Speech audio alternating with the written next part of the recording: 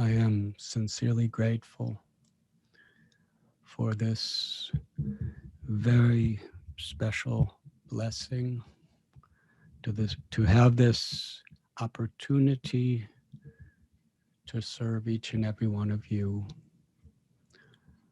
on this holy celebration of the appearance of Lord Balram Jayanti.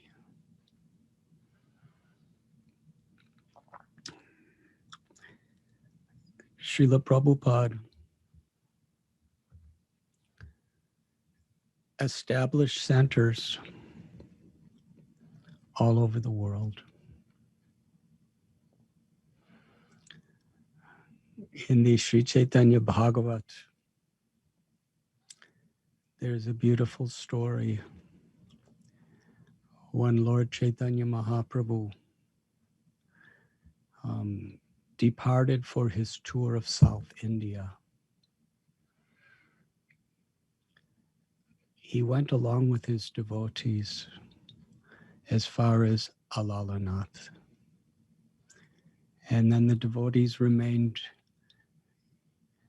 in Puri, and Lord Chaitanya Mahaprabhu with Kal Krishna Das continued his tour of South India. In Alalanath, Sri Chaitanya Mahaprabhu had a glorious kirtan. He was chanting, dancing, and all the people from the neighboring villages, they heard this news that the most beautiful, effulgent, merciful embodiment of divine love was performing Sankirtan in their temple. Very soon, thousands and thousands of people gathered. And Sri Chaitanya Mahaprabhu, with his arms raised, with tears pouring like rivers from his lotus-like eyes, was gazing upon all the fallen souls who were assembled. And he loudly invited them all, Hari Bol, to chant the names of Hari. And such a beautiful opportunity they had to chant and dance with Sri Chaitanya Mahaprabhu. Lord Chaitanya was not only exhibiting Sri Radharani's love as symptoms of ecstatic, loving transformations were completely manifesting from his body. In Srimati Radharani's love for Krishna, Lord Chaitanya Mahaprabhu was having that experience. But he was also in the ecstasy of distributing that love to all of these common people through the chanting of the holy names. Bhaktivinoda Thakur, he quotes Lord Chaitanya in his beautiful bhajan, Jeev Jago. Enechi asadi maya nashi barolagi harina mahamantra laoti tumi bhagi. That I have come with the medicine to heal your illness. The medicine is the holy name of Krishna. We know from recent times and in the present how debilitating and oftentimes depressing disease could be, both collectively and individually.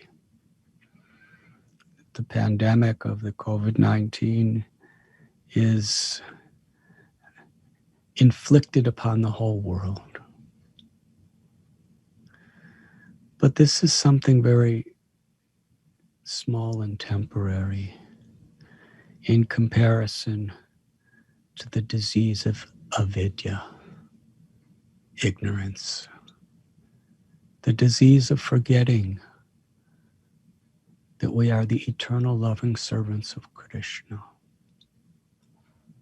forgetting that we are Nahanyate hanyamane sarire najayate mriyate vakadachet. We are the soul. A soul is not subject to birth or death. It cannot be affected by disease, cannot be cut into pieces by weapons, burned by fire, moistened by water. Aparyamatashtvanyam prakritim viride param. Krishna tells in Gita that the eternal soul that is the living force of who we are is not subject to any of the material elements because it is not material. Mamaivam so jiva loke jiva buddha sanatana. It is eternally part of Krishna.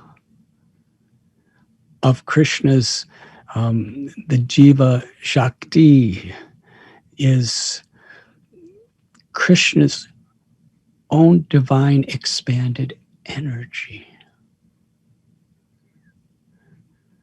with the pure capacity to feel Krishna's love and to love Krishna.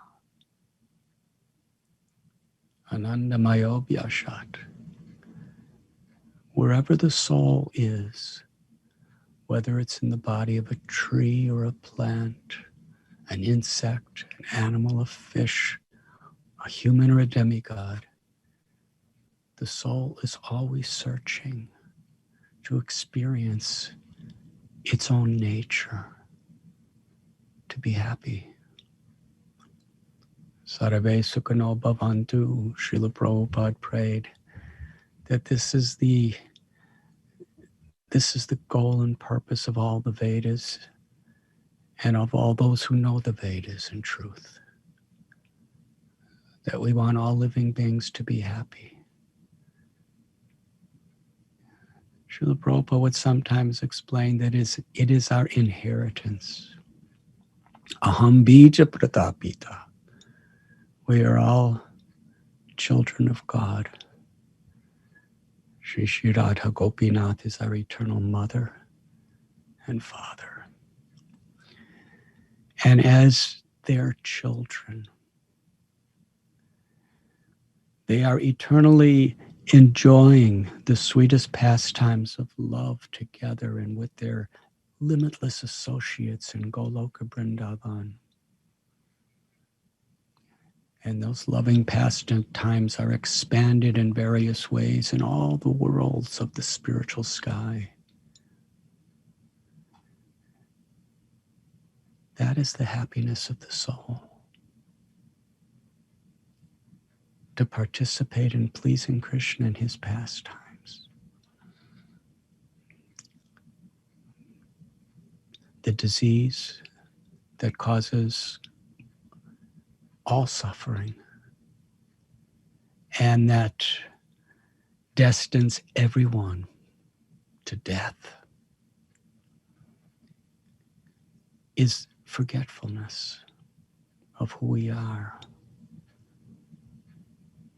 and what is our nature.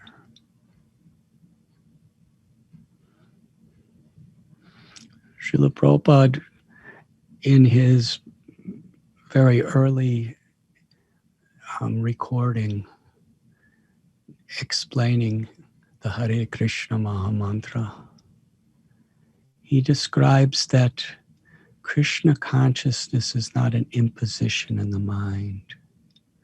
It is the original natural energy of the soul, the living force. It is the pleasure everyone is seeking. Kali Kale Namarupe Krishna Bhata. Krishna descended in this age of Kali, the time when it's the most difficult to follow true Dharma. In fact, the way Dharma, or true religion, was practiced in previous ages is impossible in this age of Kali. There is too many vulnerabilities, too many bad habits, and influences all around.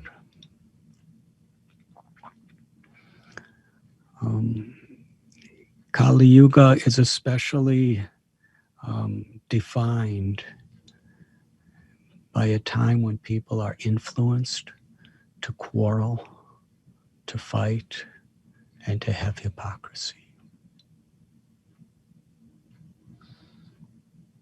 Part of this hypocrisy is we want to prove so much that we're right, but how limited and how wrong we so often are. How shallow is our realizations. But yet, we want to feel ourselves and prove to others our greatness. People fight in this age of Kali Yuga over physical prowess and who could control various nations, who can control various neighborhoods. And we fight over ideologies, even to show how much knowledge we have. Even fight to show how close we are to our spiritual master.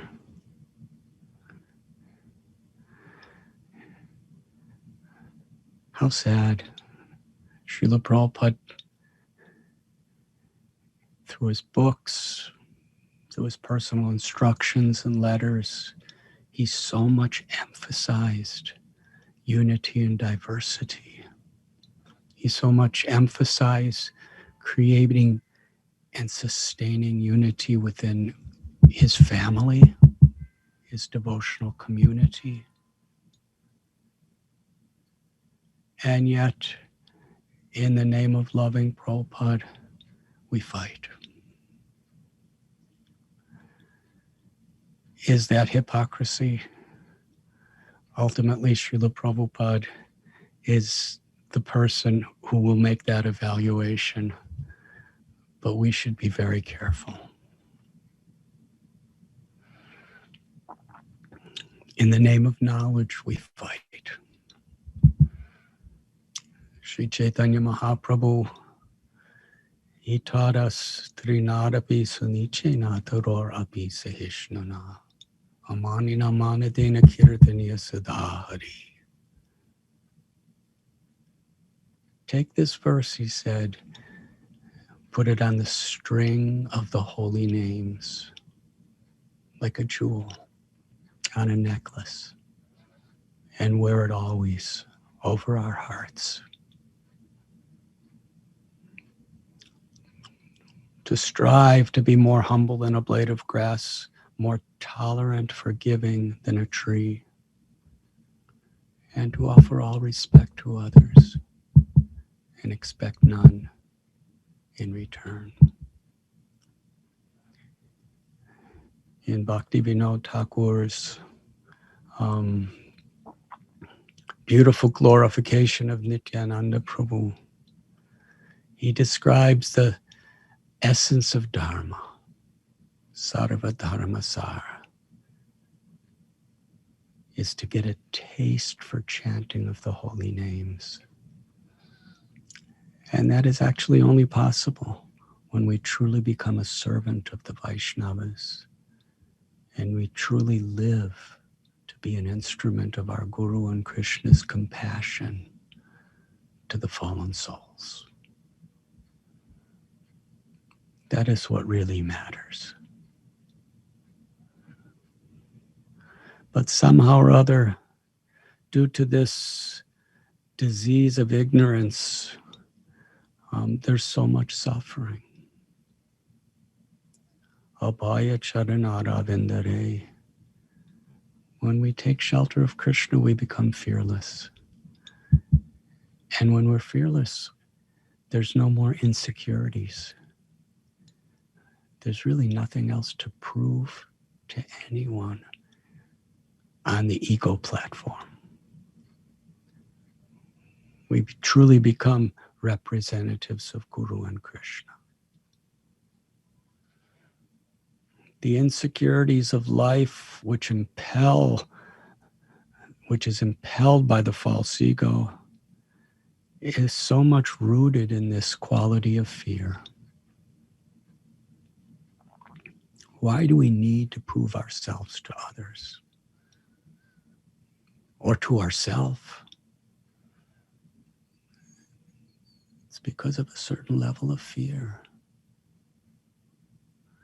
But when we take shelter of Krishna, we become fearless.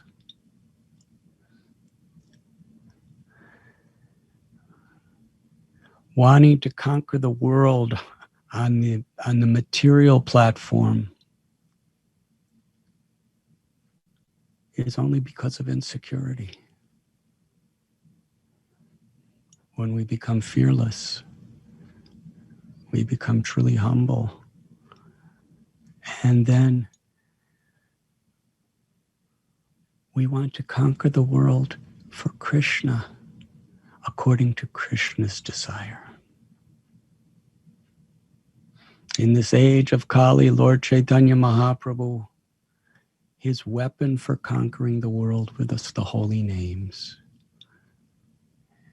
And with humility and compassion, he taught us to enlighten people, to transform people. Harinama, Harinama, Harinama, Eva Kevalam Kalo Nasteva, Nasteva, Nasteva Gatiranyata. In this age of Kali, there's only one medicine that really works to awaken the love of God, which is the true health of the soul. And that is the chanting of God's holy names. Nam namakari bahuta nija sarva shaktis tatrapita niyamita smaranena kala.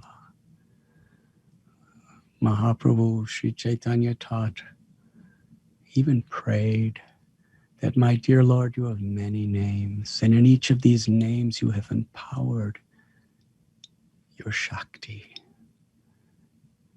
You are personally present in your names. Your abode, your beautiful form, your pastimes, your eternal associates, they could all be known by simply learning how to take shelter of your holy names. In the age of Kali, Lord Balram Ji appeared as Nityananda Prabhu. And in a place called Surabhi Kunj, just near the confluence of the Ganga and the Jalangi rivers in Sri Navadvip Dham, on the island of Godrum Dvip, he set up his Namhata, his marketplace for the holy names. Lord Nityananda Prabhu, he organized and made wonderful strategies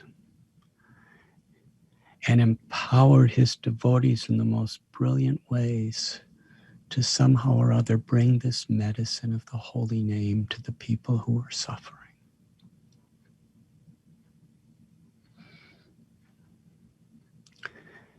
In this world, a devotee is paradukkha-dukhi. And those who are striving to be devotees are striving to be paradukkha-dukhi. Where other people's suffering becomes our suffering and other people's happiness become our happiness. And this is on all levels.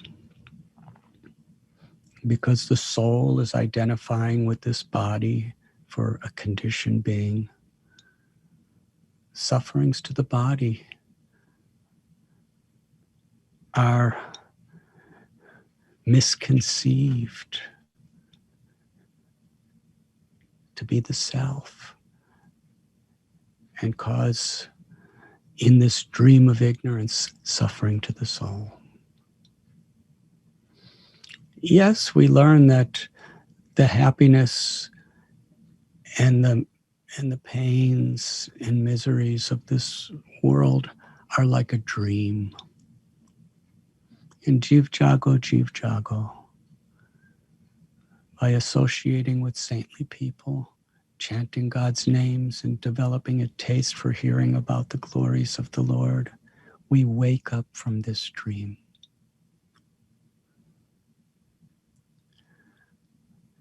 But a loving brother, sister, or parent, even while trying to wake up a person who's having a bad dream, also wants people to be happy in their dreams as far as possible while in the process of waking up. We don't like to see people having bad dreams because they suffer. So in a similar way, devotees, we see Srila Prabhupada would write, I hope this letter meets you in the best of health. And he was speaking about spiritual, emotional, and also physical health. So devotees, their purpose and goal, their mission in life is to help people wake up from the dream of the bodily conception. But even in the process, are naturally compassionate to people on the physical and emotional level.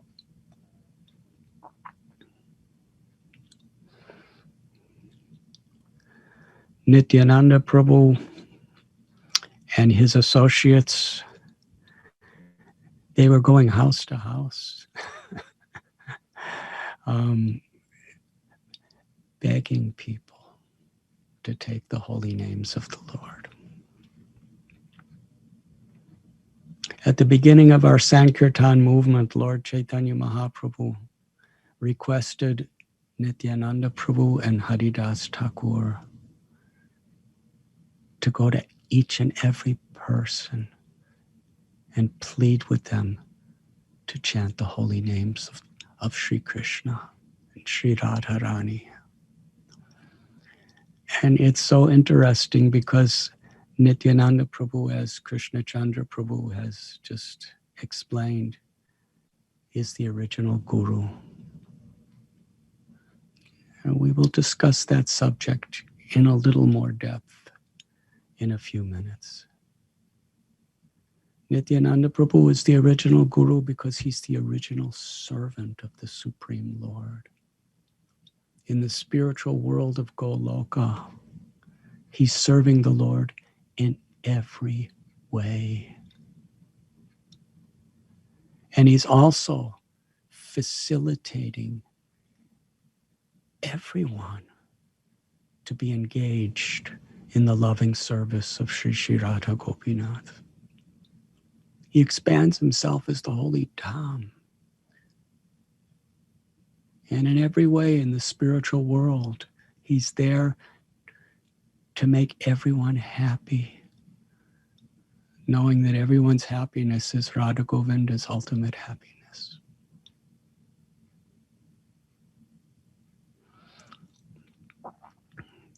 And he appears in this world as Lord Nityananda Prabhu to bring everyone into the loving pastimes of Lord Chaitanya. Shri Krishna Chaitanya Radha Krishna Nayanya. Mahaprabhu Shri Chaitanya is Krishna, who is experiencing the ecstasies of the love of Sri Radharani. And with the motherly compassion for all living beings, Lord Chaitanya, in the mood of Srimati Radharani, is sharing her love with everyone. Narottam Das Thakur sang in his beautiful prayers to Lord Nityananda, Nitai Pada Kamala, that no one can approach Radha Krishna and their wonderful pastimes without first receiving the mercy of Lord Nityananda Prabhu. In this way, Nityananda, as the servant of the Lord, he expands as Ananta Shesha, and with all of his mouths, he's forever glorifying the names and qualities of the Lord.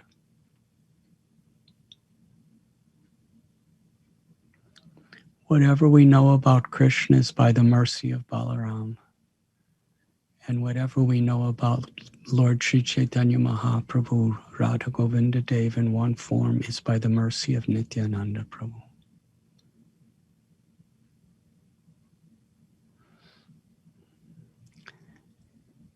In our parampara, the original guru in this universe is Lord Brahma. Krishna spoke to Brahma. And from Lord Brahma, in the Brahma Madhva Gaudiya Parampara, this flow of knowledge and grace has descended to us. Nityananda Prabhu is Balaram, the original guru, and Haridas Thakur is Lord Brahma, the original guru within this universe for all of us. So these two most exalted gurus, the most powerful being in the universe and the most powerful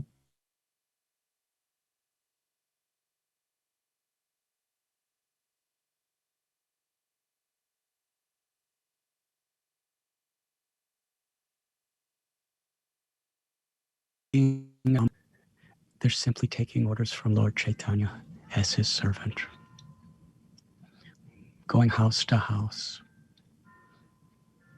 not exhibiting their power of physical strength and knowledge, which they have infinitely, but exhibiting their power in their compassion. Haridas Thakur was beaten in 22 marketplaces. He had the power, if he wanted to. He could destroy the earth in a second. What to speak of stop these executioners from beating him. But he tolerated it. Taror abhisahishnana. And at the very heart of his tolerance was he was forgiving them. As it is said, we should hate the disease, but not the diseased. So he loved these people. He just saw that their envy, their hatred, their violence were just symptoms of a disease. And he was loudly, as they were beating him, he was loudly chanting Krishna's holy names and begging Krishna to forgive them. And when Haridas and Nityananda Prabhu together were going house to house, Akroda Paramananda Nityananda Rai. Lord Nityananda was not becoming angry. He was bowing down to people and saying, I'm coming to your home as a beggar. I beg you, just be happy. Chant the holy names. That's all I ask of you. Love Krishna. Bhaja Gauranga. Worship my beloved Lord Chaitanya Mahaprabhu. And sometimes when people would insult him or threaten him, he would roll in the dust at their feet and plead with them with tears of compassion. Please, take the name of the Lord. He loved them. How is it possible to love someone who hates you? It's only possible when we're in a spiritually healthy condition. And when we're healthy ourselves, we can perceive the potential of health. Love the soul. But to do everything we can to cure them of the disease. And we see all the negativity in this world is simply symptoms of the terrible disease that's plaguing this earth in the age of Kali. Forgetfulness of our spiritual identity. And all the varieties of the symptoms of false ego that comes with it. And when Nityananda Prabhu and Haridas Thakur tried to preach to Jagai and Madhai, how diseased they were. Yet they thought they were happy. They had power. No one could stand before them. Even the law and the government feared them. And Madhai, who actually had the strength of Hiranyakashipu, Ravana, Kumbhakarna, Shishupal, he smashed a pot on Nityananda's head. And Nityananda was bleeding profusely.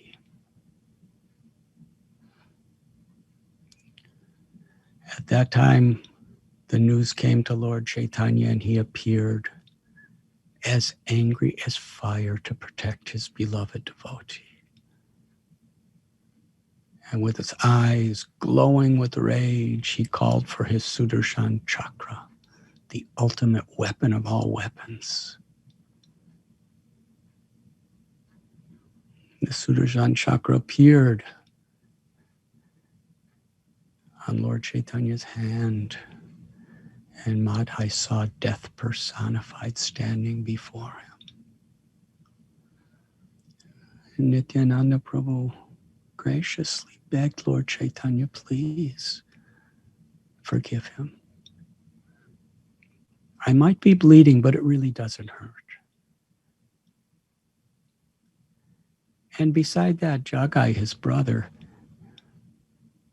he protected me.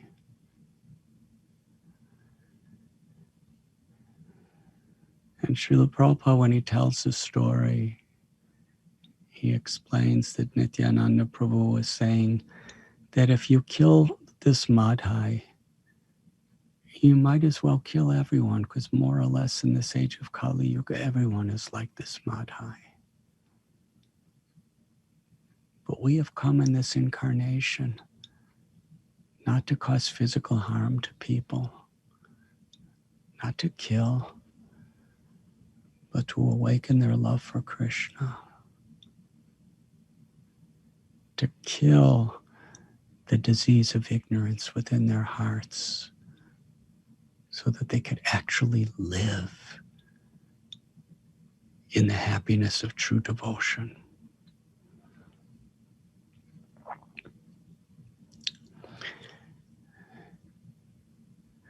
Lord Chaitanya Mahaprabhu was so moved by the prayers of Nityananda Prabhu And Nityananda Prabhu then, when he saw that Madhai was repentant, he embraced him as a parent embraces his loving child. And later told him the same thing. After Madhai became a pure devotee by the mercy of Nityananda Balaram, Madhai was feeling great misery. I hit you on the head and I was going to do it again. I wanted to kill you. And I tried with all my might to kill you. And yet you're forgiving me and giving me such love. How could I live? And Nityananda Prabhu said, when a child kicks his mother, a mother doesn't take it so seriously. You are my child. You can repent for all the people that you cause suffering by being the servant of the servant of the servant, amanina manadena, in offering all respect to others. That was the consistent formula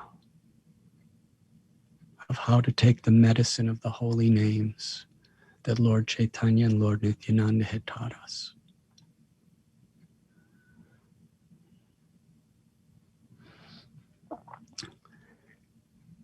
Nityananda Prabhu, he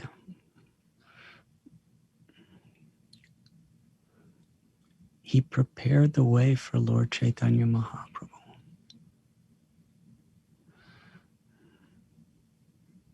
He appeared in this world approximately 12 years before the Lord. And he went on his tour and traveled to all holy places. But it is described he didn't preach the very mission of why he came until he received the order of Lord Chaitanya to give the holy names to the world. Vrindavan Das Thakur, he was a disciple of Nityananda Prabhu, who personally heard the glories of Lord Sri Chaitanya Mahaprabhu from Lord Nityananda. And Lord Nityananda Prabhu ordered him to write the Sri Chaitanya Bhagavat.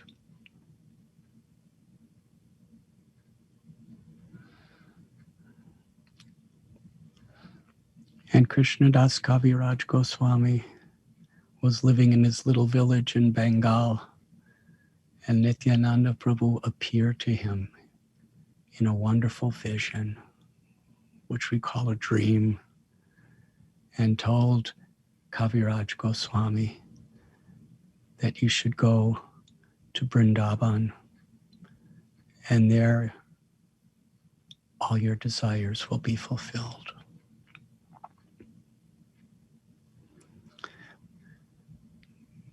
Both Vrindavan Das Thakur and Krishnadas Kaviraj Goswami give all the initial credit for the writings of Sri Chaitanya Bhagavat and Sri Chaitanya Charitamrita to the mercy of Lord Nityananda Prabhu. He opened the doors to all of them. And by Nityananda Prabhu's limitless eagerness to glorify Lord Chaitanya, which is Balaram, limitless eagerness to glorify Krishna, he inspired Vrindavan Das Thakur and Krishnadas Kaviraj Goswami to establish for all time to come the glories of Lord Chaitanya.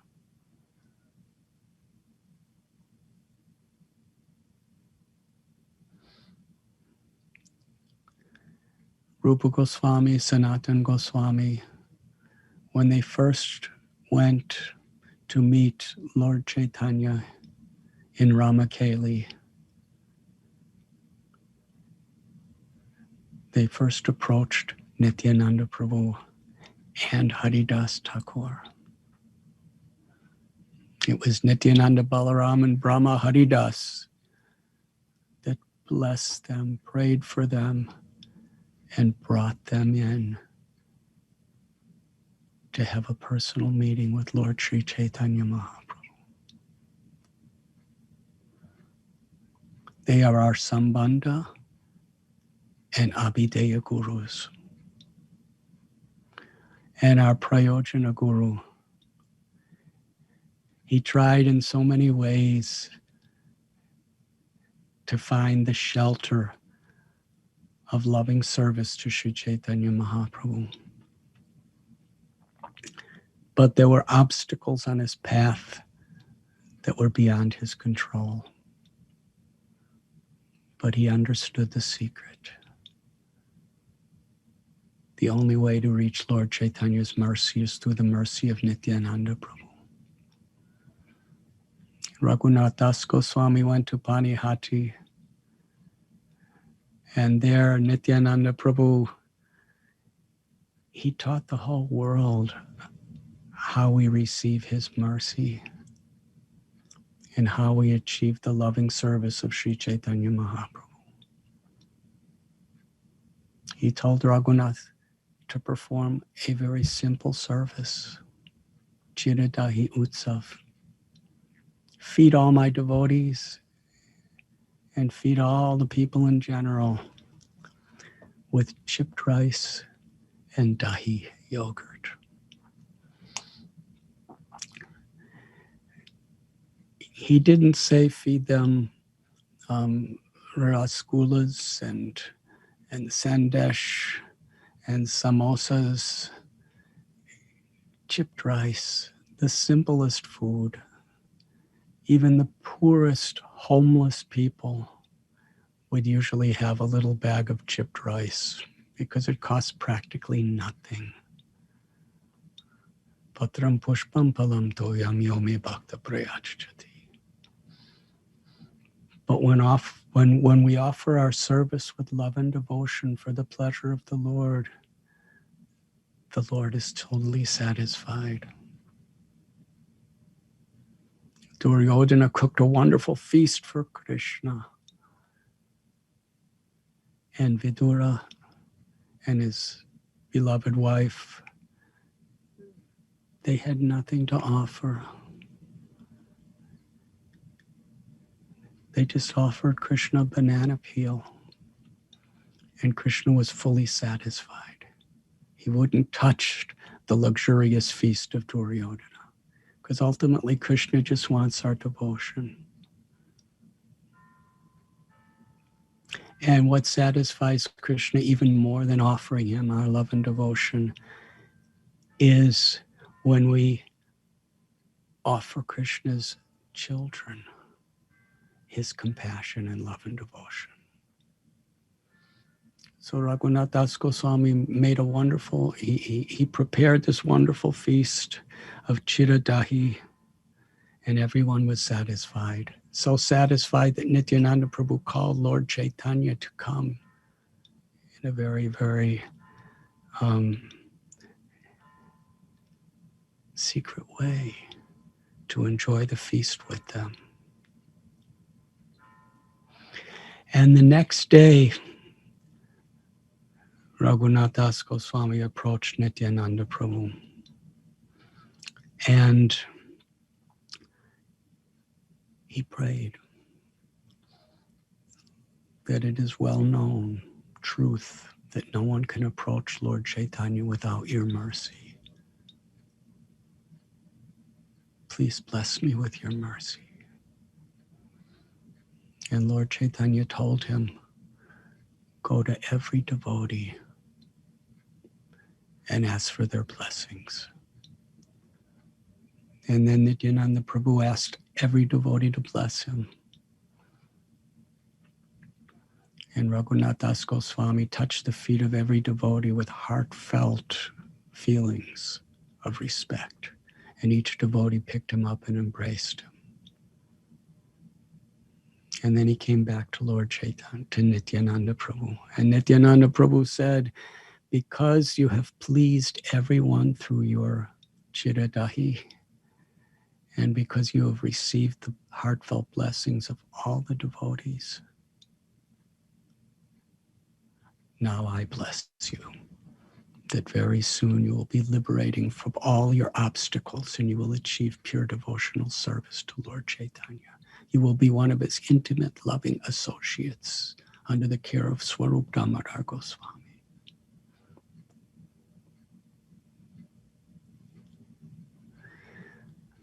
Our Sambandha, Abhideya, and Prayojana gurus all approached Mahaprabhu through Nityananda Prabhu. And Narottam Das Thakur, in the next generation, he was living in Khetri Gram, and he was also very much facing apparently insurmountable obstacles. But Lord Chaitanya Mahaprabhu, according to Narottam Vilas Bhaktiratnakar, he told Nityananda Prabhu that I have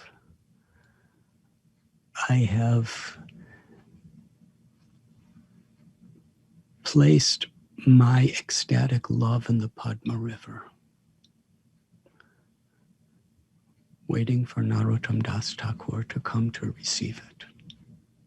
At the appropriate time, you should appear to him and bring him here to the Padma River to receive my love.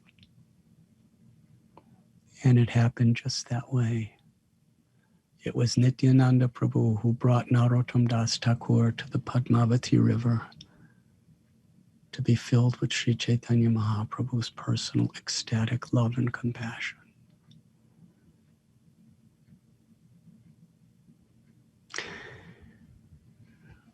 We were speaking about Lord Chaitanya being in Alalanath. When he was chanting and dancing, Nityananda Prabhu was chanting and dancing with him. And when Nityananda Prabhu saw thousands and thousands of people loudly chanting Krishna and Sri Radha's holy names, with tears streaming from their eyes, joyfully tasting the sweetness of Namrasa and Premarasa, Lord Nityananda Prabhu made a prediction. He said, in every town and village throughout the world, my Lord, you will invoke everyone to be chanting your holy names. That is Nityananda Prabhu.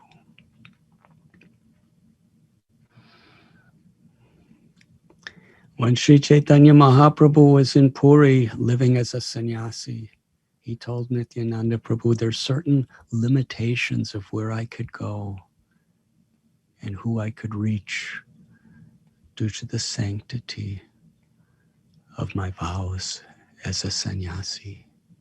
But you, Nityananda Prabhu, you should get married. And without discrimination of who is fit or who is unfit, what is a auspicious or inauspicious place, what is an auspicious or inauspicious time, all of these things are irrelevant in comparison to the great need that you will fulfill. Give everyone the opportunity to love Krishna by practicing the path of pure bhakti and chanting Krishna's names.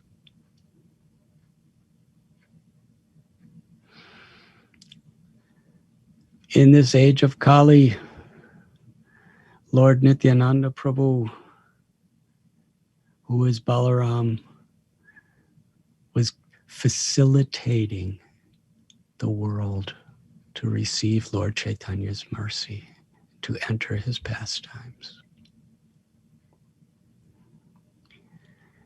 And for this reason, our beloved founder Acharya, His Divine Grace A.C. Bhaktivedanta Swami Prabhupada, who established temples all over the world,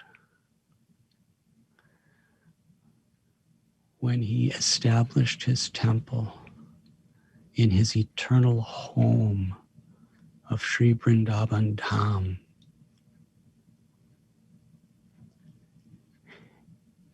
In an extraordinary way, he put in the very center Krishna, Balaram. The supremely most beautiful deities of Sri Sri Radha Shyam Sundar are there. But Srila Prabhupada named the temple Krishna Balaram Mandir.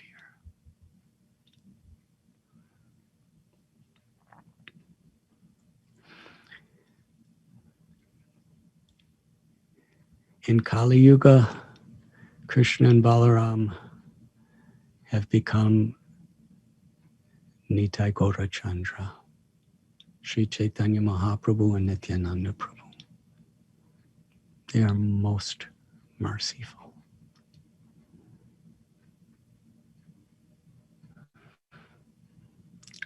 Srila Prabhupada taught us this very principle of Narottam Das Thakur and all of our acharyas, that if we genuinely want to have the experience of Sri Radha Shyam Sundar's mercy, we must first receive the mercy of Krishna Balaram, of Gaur Nitai.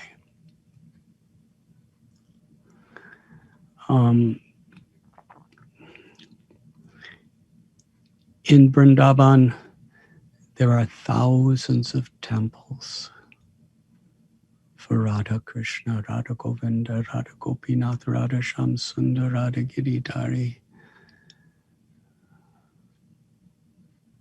Radha Raman.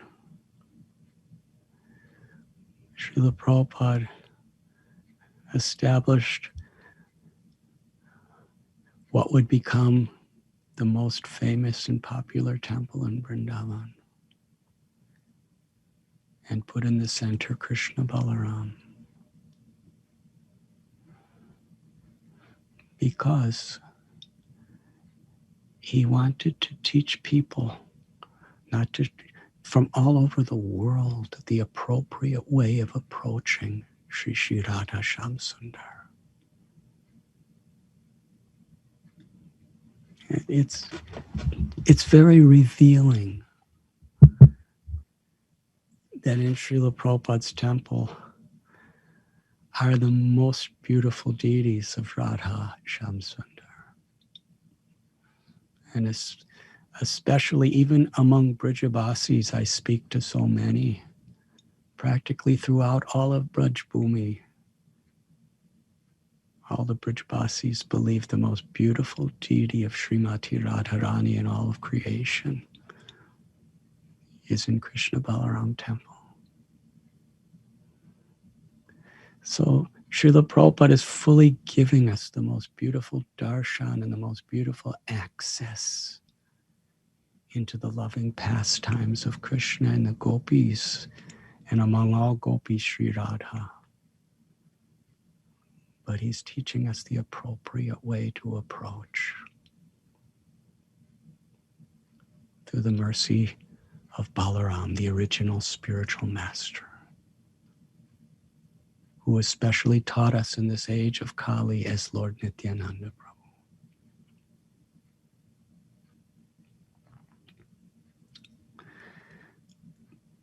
Today, being the appearance day of Balaramji, I'd like to very briefly discuss the wonderful pastime or Leela of Lord Balaram's appearance in the world. Balaram came to prepare the way for Krishna in every way. Krishnadas Kaviraj Goswami describes in great detail, and I'm going to be very brief, I hope, that Krishna's original expansion is Balaram, and that original expansion is to serve. He serves Krishna by expanding his Goloka Vrindavan. And then he expands as Lord Narayan in Vaikuntha, as Aniruddha, Shankarshan, Pradyuman, and Vasudev in the spiritual world. And in the matter of creation of this material existence, Balaram expands into an expansion of expansion as Karunodakshayi, or Mahavishnu, who's the Lord of the entire cosmic creation. And then Lord Balaram expands further as Garbhodakshayi Vishnu to be the Lord of each and every universe. And then Sri Balaram expands as Kshirodakshayi Vishnu, the Paramatma, who's the Lord who is seated in every living entity's heart, the constant witness and friend within.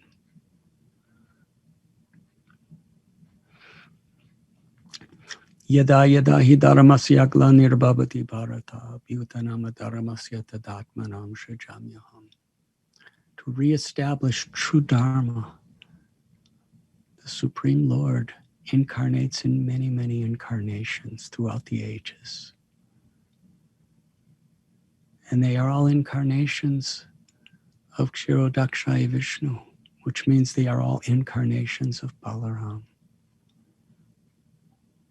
To facilitate the purpose of material existence, which is to help the diseased, forgetful souls to ultimately come back to Krishna. Lord Balaram, as Ananta, is not only chanting the holy names constantly with his many mouths, but he's actually supporting each planet and each universe.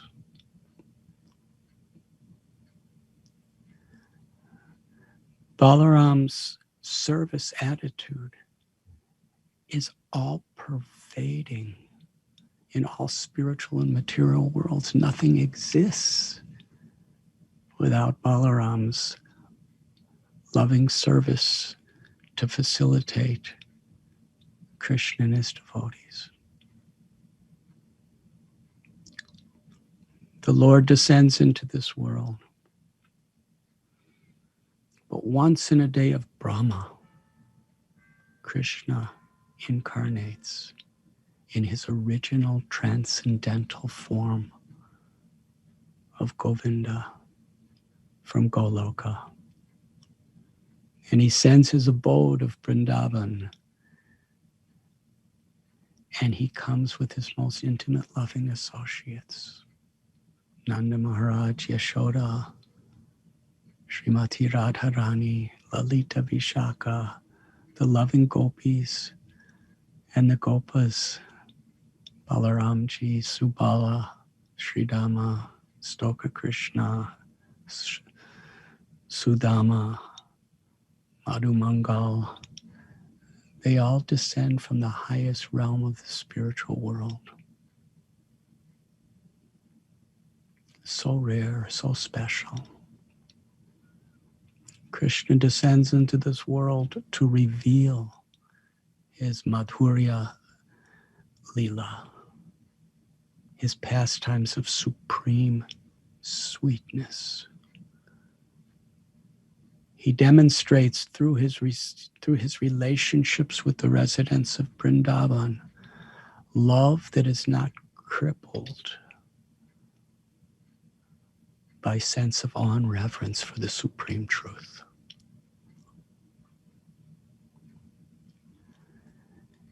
In the beginning stages, awe and reverence for the supreme truth is necessary. But when we become completely purified and follow in the footsteps of those who are in the path of Madhurya Bhakti, Krishna attracts us into the higher sweetness of his love.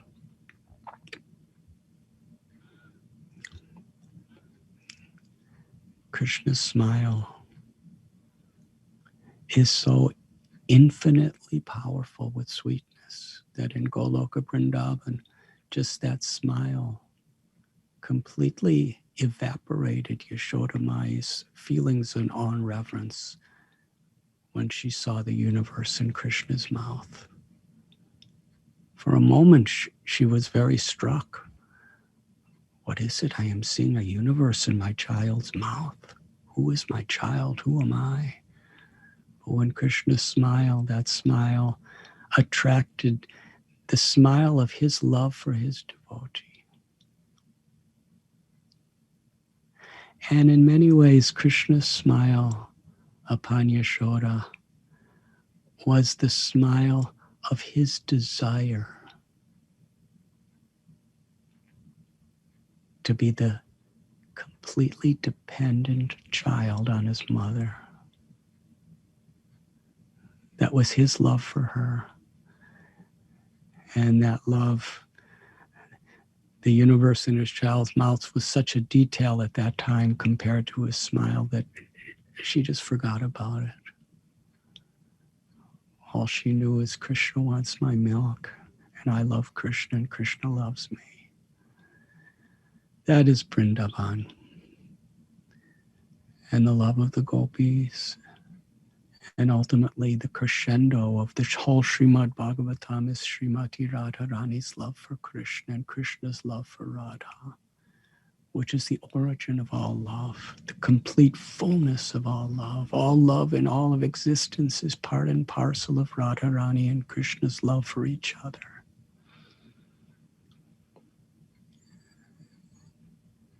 And the followers of Lord Chaitanya are inviting us to participate in the pastimes of that love. So when Krishna appears in this world, it is so rare and so special. Considering once in a day of Brahma, which is so many billions of years, sometimes Srila Prabhupada would refer to Lord Chaitanya's coming and Krishna's coming as recent. For the eternal soul, it is very recent. But how did Krishna orchestrate, and what did he want to teach us in the way he incarnated? Devaki and Vasudeva were living in Mathura. They had 6 children and Kamsa killed them all. Those 6 children represented lust, anger, greed, envy, arrogance, and illusion.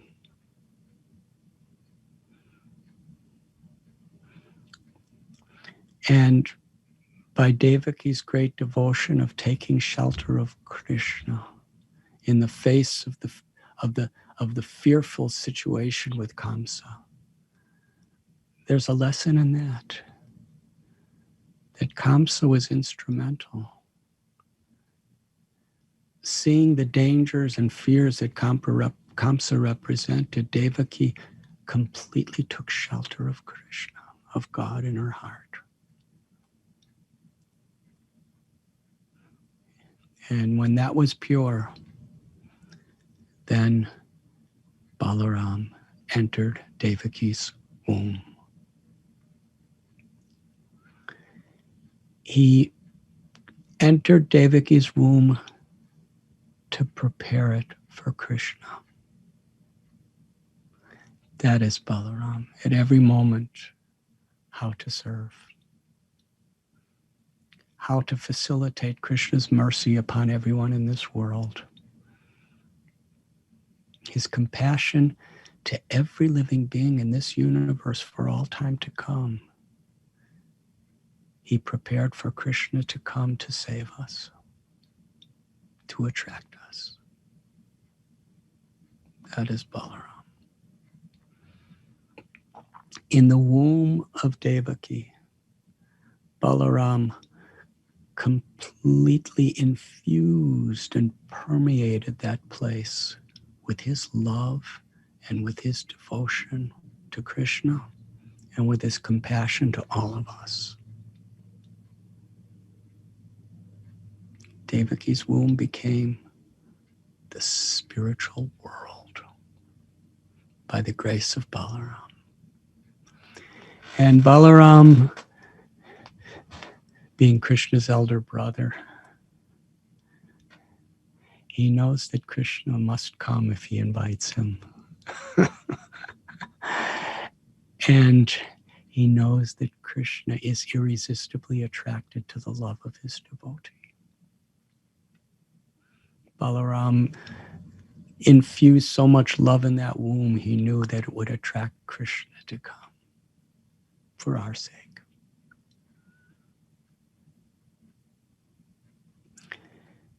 Devaki in her motherly love, and Balaram in his brotherly love, they made the womb a place that attracted the all-attractive.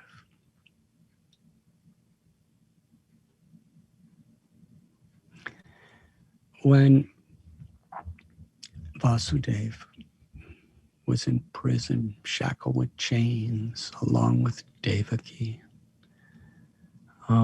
he wanted to protect another wife he had, Rohini, from the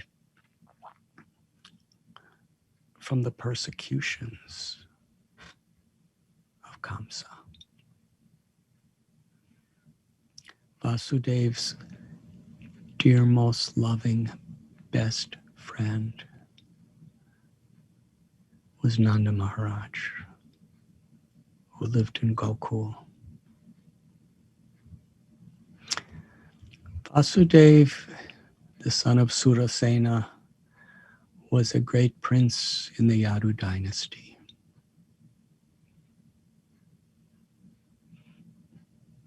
Nanda Maharaj was living as a cowherd man at that time in Gokul Mahaban. They were so completely different in their particular occupational services. But because they both had such deep love of God, they had the ultimate respect and love for each other. Such friends, total trust. Vasudeva sent his wife Rohini, who was pregnant with his child, to be in the care of Nanda and Yashoda in Gokul.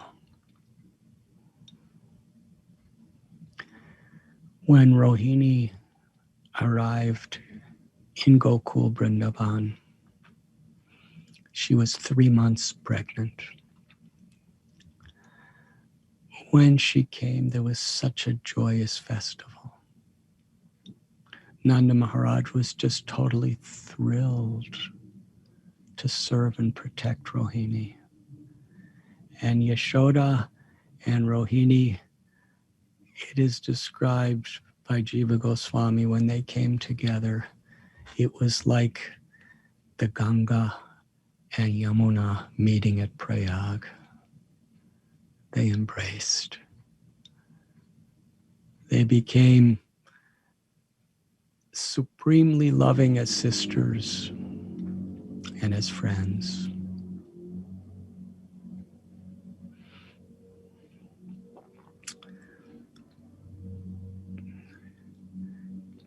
The Srimad Bhagavatam describes at a certain time, Balaram was still in the womb of Devaki.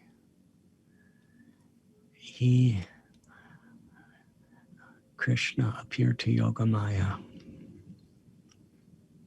and instructed her to transfer Balaram, the son of Devaki, into the womb of Rohini.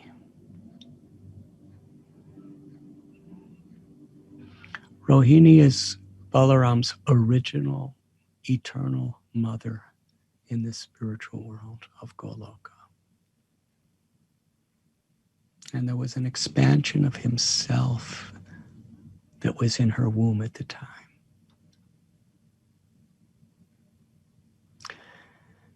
The Harivamsa, which is quoted by Srila Prabhupada, it describes how when Rohini was in her 7th month of pregnancy,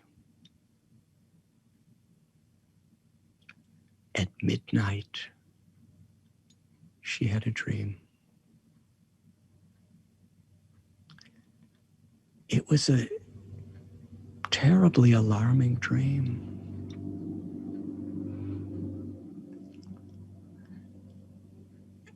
A loving mother, how she loves her child. What to speak of a mother like Rohini? That little baby was in her womb for 7 months, and how much she, her full energy and love for God was invested in caring for her little baby. In the dream, she had a miscarriage. The child was gone. It was traumatic. Very soon after, Rohini Devi, she woke up, and greatly alarmed, she discovered she did have a miscarriage. She was no longer pregnant. The baby was gone. She was in utter despair. At that time, Yogamaya spoke to her and said that I am going to attract the child from Devaki's womb into your womb.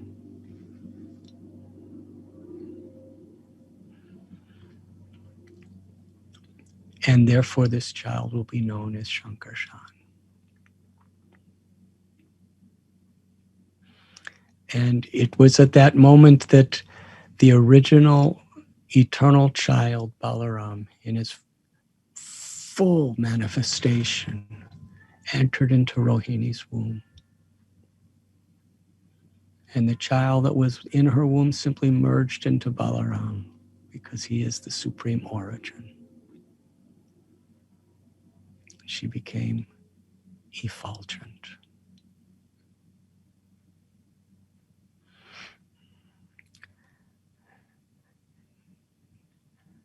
During the 14th month of Rohini's pregnancy,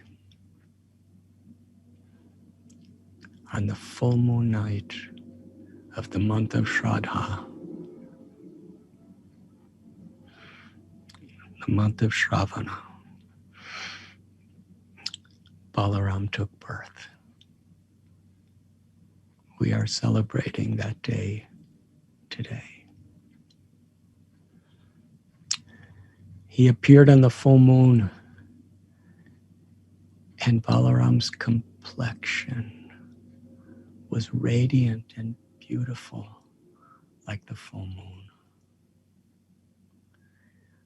It's interesting how Narottam Das Thakur, when he describes Nityananda Prabhu Balaram, he says, Nitai Padakamala Koti Chandra Shushitala, that the mercy of Lord Nityananda Balaram, it is like radiant like tens and millions of full moons.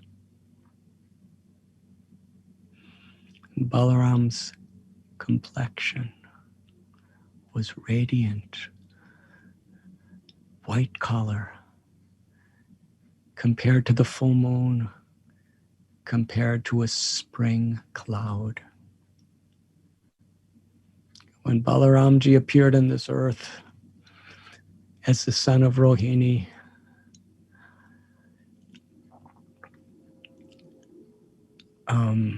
all of Braj Bhumi was thrilled with ecstasy.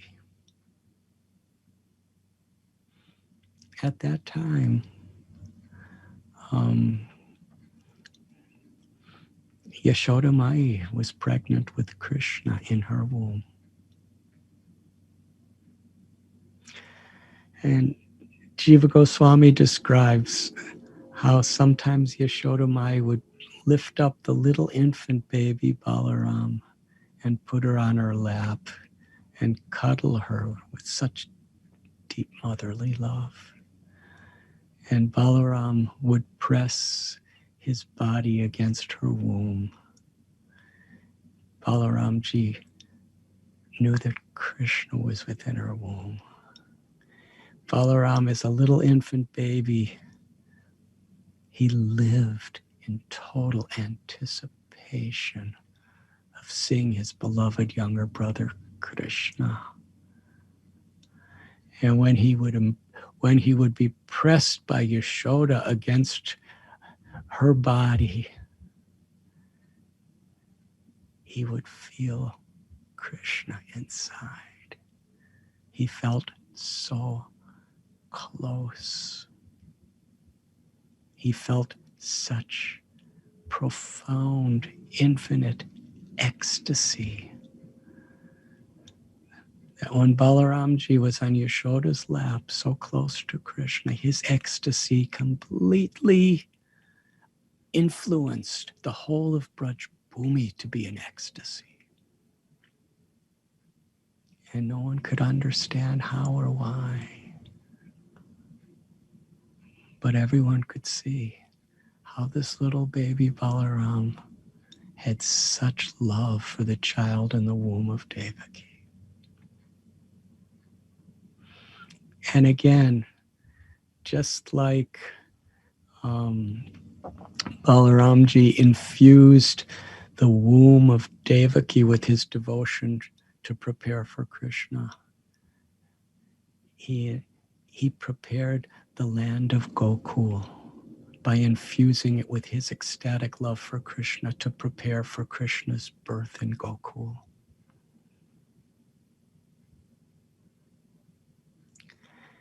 It's interesting. Balaramji is always preparing for Krishna, always facilitating. And even now, his appearance day,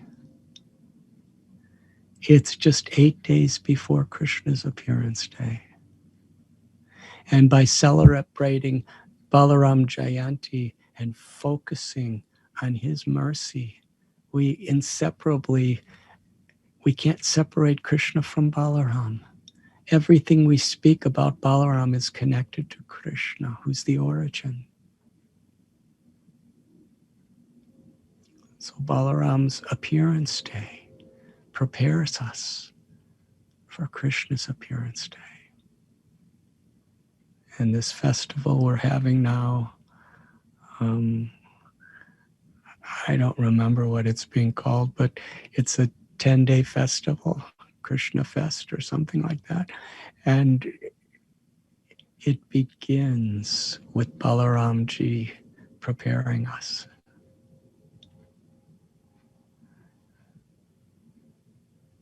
And for 8 days, we have an opportunity to prepare for the appearance day of Krishna. Yeyatamam prapadyante tamstataya bhajamyam. Krishna reveals himself according to how we surrender. And part of the process of surrender is our enthusiasm and our anticipation to be with Krishna, to serve Krishna. When we anticipate Janmashtami coming, when Janmashtami comes, we could truly feel Krishna's presence in this day, in our hearts and in our lives and in our community. And it begins with Balram Jayanti.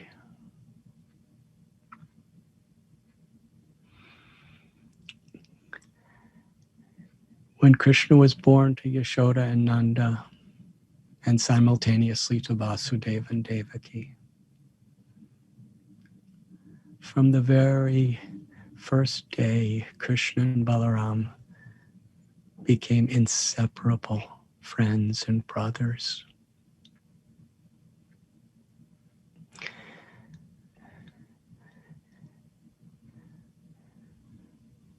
Srimad Bhagavatam describes the two of them together was the most beautiful sight. It totally enchanted, each one of them individually, completely enchanted the hearts of the residents of Vrindavan. And when they were together, indescribable.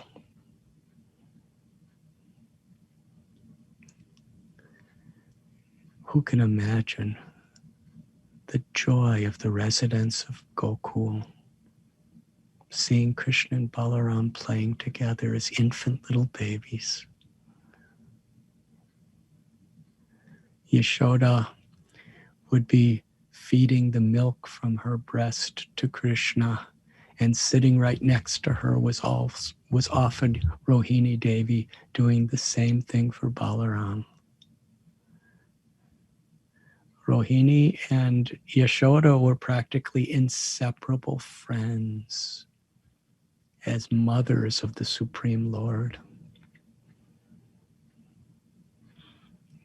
And Sukadev Goswami describes they were constantly absorbed in the anxieties of ecstatic love for their children, because that's the nature of a mother's love. And Krishna and Balaram would love to do mischievous things just to worry Yashoda and Rohini, because the more they worried, the more their love increased. They worried, when our children are crawling through the mud of Vrindavan. What is that mud? It's the Chintamani soil of Braj Bhumi, mixed with the dung of the cows, the Surabhi cows, mixed with the urine of the cows. And in that ambrosial Chintamani mud, Krishna and Balaram would crawl around. Sukadev Goswami describes they looked like little serpents crawling.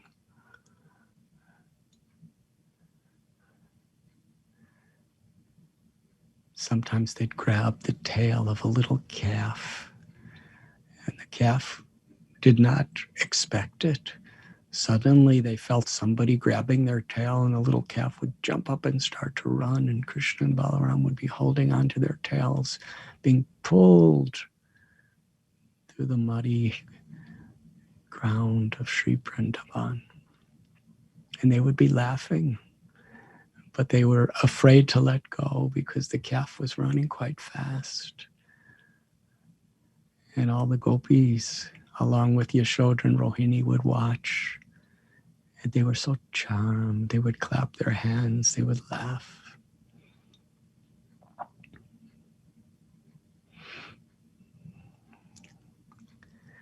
Sometimes Rohini and Yashoda would be sitting together, feeding their milk to Krishna and Balaram.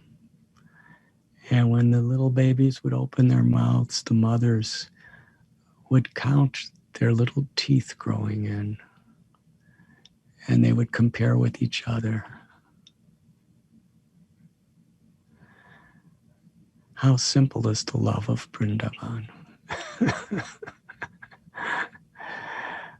Even the simplest things of counting little teeth conquer God, the all-powerful,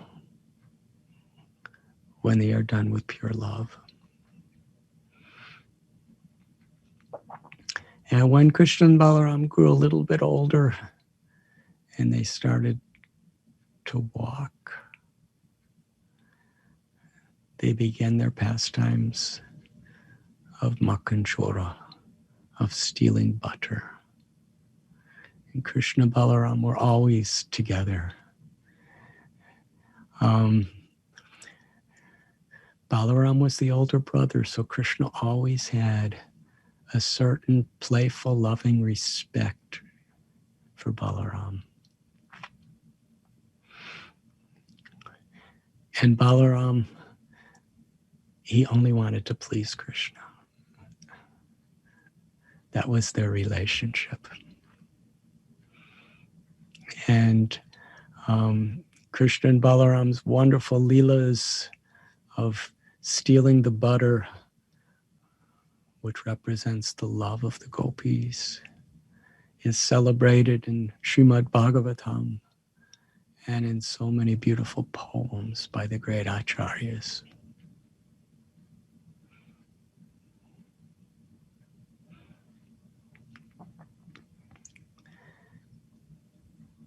And as they grew, Krishna and Balaram together were given charge of taking care of the calves.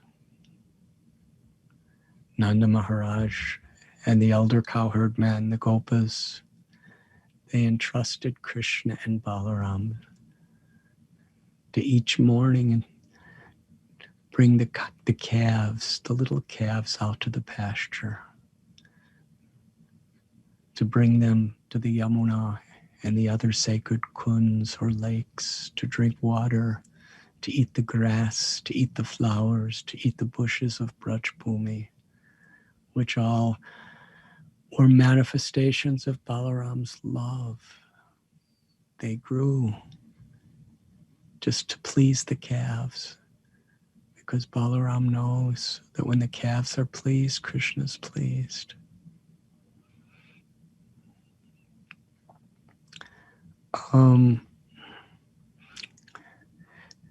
Some of the most special pastimes took place when Balaram was not present.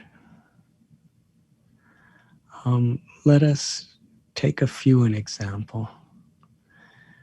When we read from Vishwanath Chakravarti Thakur's commentary that each day Krishna and Balaram and his Gopa friends would be so absorbed in playing games. And oftentimes in the games they played, they would make two teams. Balaram would be the captain of one team and Krishna the other. They would play together. And they would be so absorbed in their play. Subala, Sri Damans, and Madhu Mangal, the play was so full of love that the joy was ever increasing. So they would just completely be absorbed and not think about their lunch. But Yashoda Mai, Rohini Devi, and all the other gopis cooked for their children with great love. So the demon would come just before the lunchtime, and after Krishna or Balaram liberated that particular asura, then they would have their lunch. Their appetite was also increased by the excitement. But when we read about Putana, Trinavarta, Sakatasura, and so many others, Keshi, Aristasura, Vyomasura, Krishna always had the upper hand from the very beginning. He was never in a predicament. He simply playfully slayed the demons.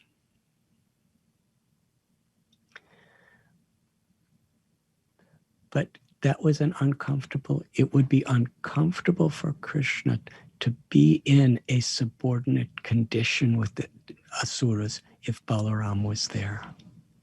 Because Balaram just wouldn't let it happen. So we find Aghasura. Aghasura appeared in Vrindavan, a place called Sapoli, on Balaram's appearance day. Because it was today, Balram Jayanti, Rohini Devi kept Balaram home. She would perform pujas for him, and she would have him giving in charity and offering services to Brahmins and the elder Brijabasis to receive blessings. So today on Balaram's appearance day, Balaram did not go to the pastures with Krishna. And it was on this day that Aghasura appeared. And he opened his mouth wide. All the gopas and all the calves playfully ran right into his mouth and into his belly. And he waited for Krishna. If Balaram was there, he would not have allowed Krishna to go in. But Balaram wasn't there, so Krishna took the opportunity and entered into the mouth of Aghasura and walked deep into his belly. Aghasura closed his mouth. It was complete pitch darkness. All the gopas, they actually lost consciousness completely.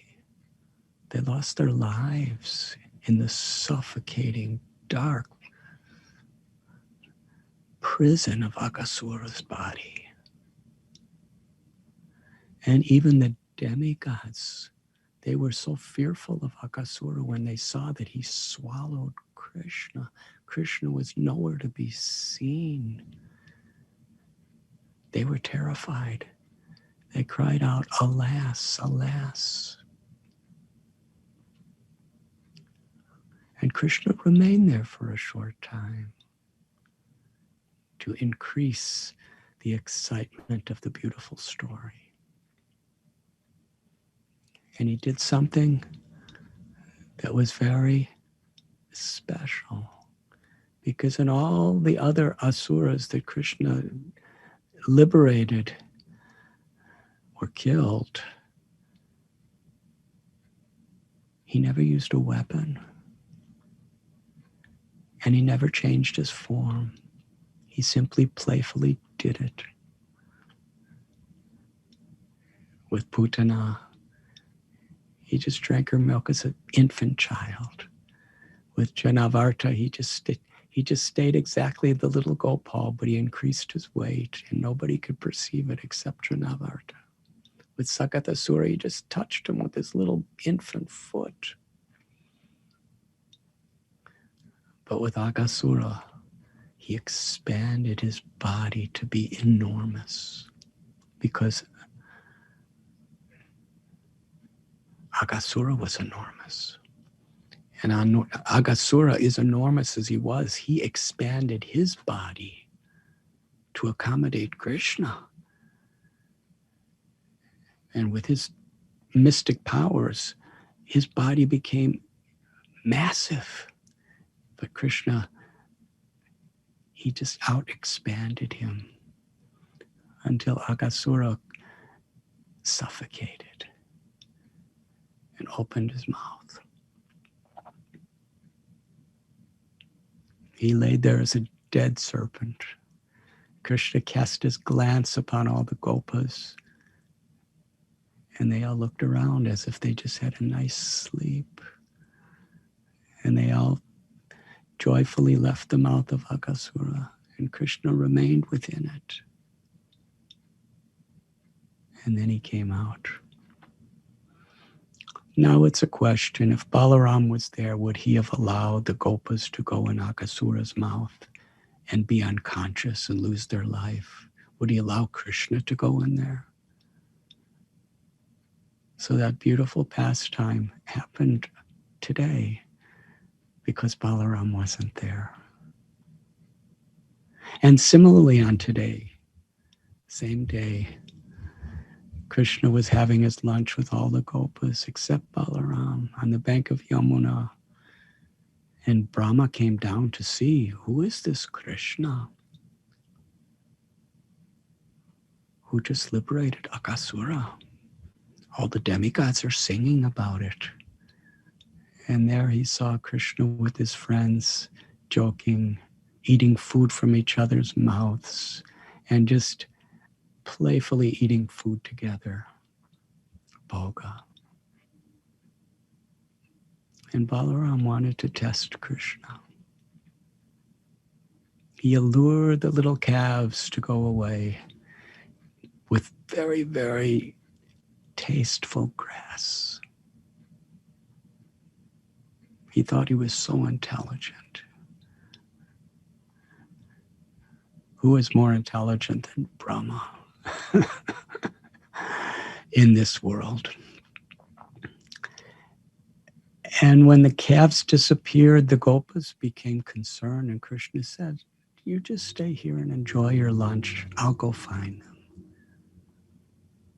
But Krishna couldn't find them. And when he returned, all the cowherd boys were gone. And Krishna understood Brahma has taken all of them. But it was getting toward the time to return home. So Krishna expanded himself to be each cow, each calf, and each gopa. Identical in every way. There were millions of gopas and millions of calves. And Krishna became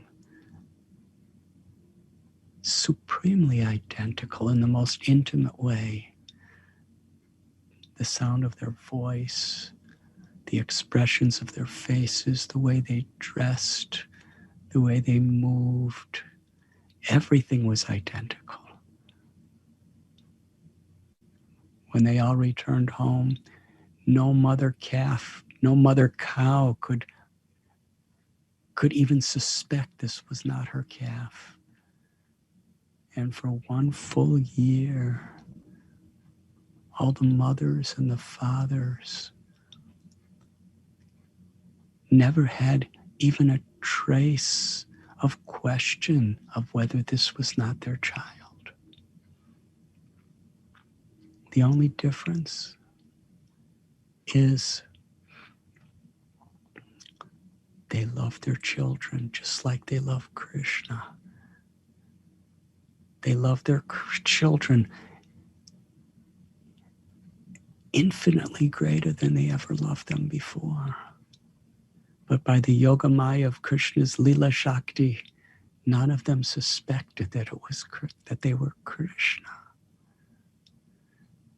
And most remarkable thing about this story is also that after this day of Balram Jayanti, for the full year, Balaram went out to herd the calves along with Krishna and all the boys. And those boys were his life and soul. He loved those Gopa friends. And for the entire year, even Balaram never had the slightest question that these were not his cowherd boyfriends and his calves. Even he could not detect that it was actually, they were all Krishna. Until that special day when the cows were on top of the Govardhan hill and they saw Krishna, And they came and they saw their little calves, and they came running down, and they were licking their calves. And the cowherd men were trying to chase after them to bring them back on the hill, but they couldn't keep up with them. And the cowherd men were in great anxiety, running behind the cows, and the cows were licking their calves, and the calves were licking their mothers. And the cowherd men, seeing their children, just cried in ecstasy and embraced them and smelled their head uncontrollably with affection. And Balaram was seeing this. And then he realized that the whole year it's been like this. And he realized that they were all expansions of Krishna. And he inquired from Krishna about this, and Krishna confirmed. Now our beloved acharyas describe that the original children were not there for a year. Balaram loved those children gopas so dearly, it would have been immensely painful for him to be in separation from all his friends for that year.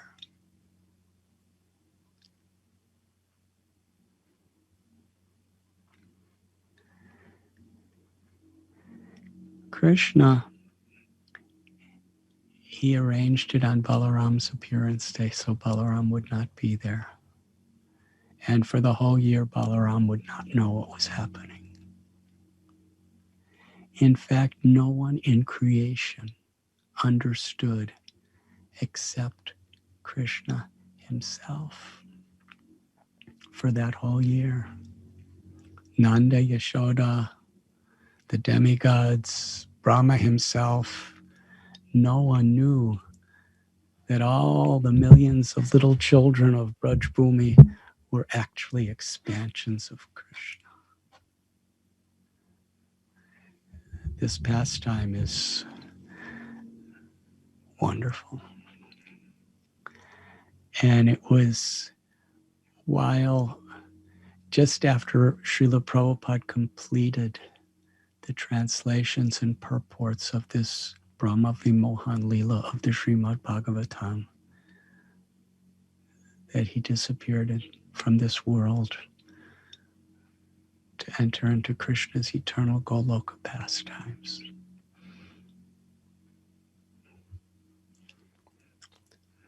Srila Prabhupada was always absorbed in Krishna's Goloka pastimes.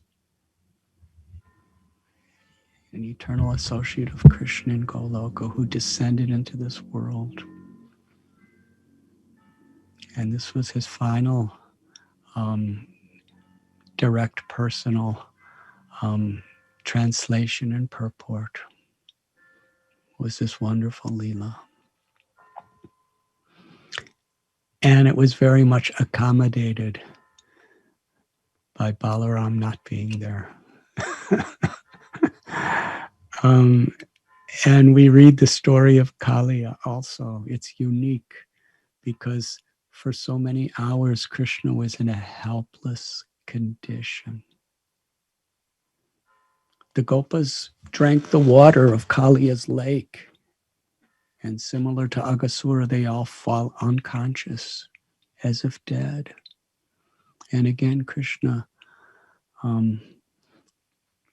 he glanced upon them and brought them to life. He jumped in the lake and began swimming around.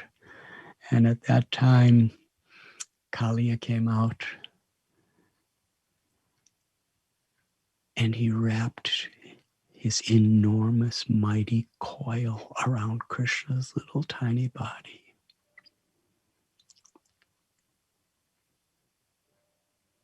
Krishna, his body was softer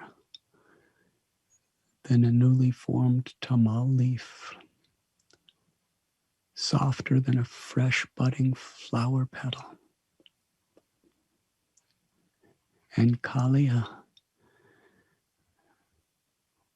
was so terrible. Even today, with all of our special effects, no one could ever create such a fearful reality as Kaliya was. And with all of his might, he was squeezing Krishna in his coils. Krishna was so totally covered by the coils of Kaliya that all anyone could see was just a little glimpse of his beautiful face. And the cowherd boys and everyone who was assembled, they couldn't bear seeing Krishna in this situation. They were wailing and crying and falling unconscious. Balaram would have never allowed this to happen.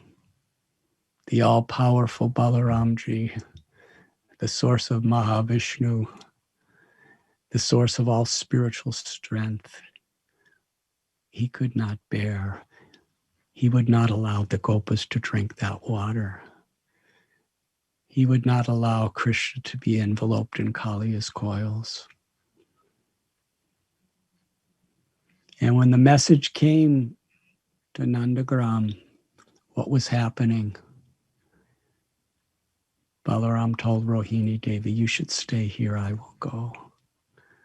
And along with the other Brijabasis, they were following Krishna's footprints in the land of Vrindavan. Because no animal, no breeze, nothing in Vrindavan would ever cover or interfere with the beautiful ornaments of Braj Bhumi, which were Krishna's footprints. They follow those footprints to the lake where they found Krishna in Kaliya's coils. Yashoda Mai wanted to jump in. Nanda Maharaj and his friends, the Gopas, they wanted to jump in. They were all, but Balaram stopped them. And Balaram said to Krishna, that as Ananta Shesha, I also take the form of a snake, and you never play with me like this. But you are giving your time to play with this insignificant little water snake named Kaliya.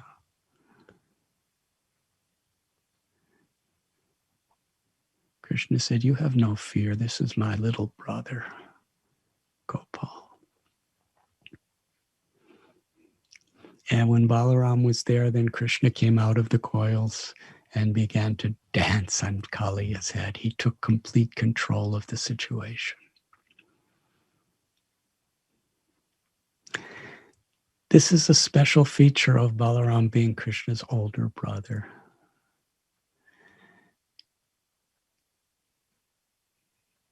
Srila Prabhupada and our acharyas describe Balaram as the original guru in the sense that he is exemplifying and teaching the very essence of Dharma, which is bhakti, devotional service.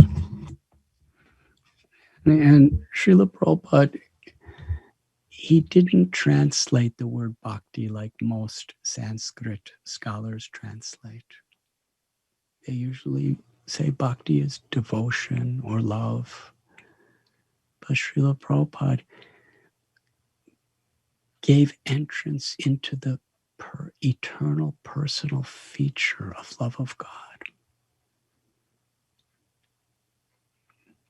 In his wonderful Vyas Puja offering to Srila Bhakti Siddhanta Saraswati Thakur Prabhupada, he wrote, absolute is sentient, thou hast proved. Impersonal calamity thou hast removed. Krishna, Srila Prabhupada very clearly in his book, Krishna, the Supreme Personality of Godhead. He didn't just call Krishna God. He called Krishna the Supreme Personality of Godhead. Because God in his supreme feature is ultimately a person, the source of the all-pervading Brahman, the source of the localized Paramatma, Bhagavan Sri Krishna.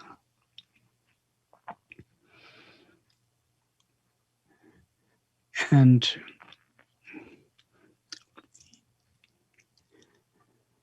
Srila Prabhupada, he translated bhakti as devotional service,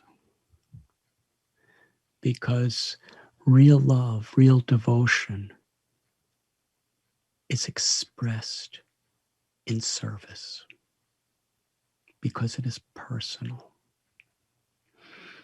And the way of awakening, the path of awakening that love is in personal service, devotional service. Balram Ji, being the supreme guru, is the first original expansion of Krishna who's ever engaged in Krishna's service. He expands himself to be the abode of Vrindavan, the wonderful eternal playground for Krishna and his devotees to enjoy. He expands himself as Krishna's slippers, the shoes of Krishna. He expands himself to be Krishna's bed to sleep on. He expands himself to be Krishna's clothes, to be Krishna's ornaments, to make him happy and attract his devotees, which makes him the most happy.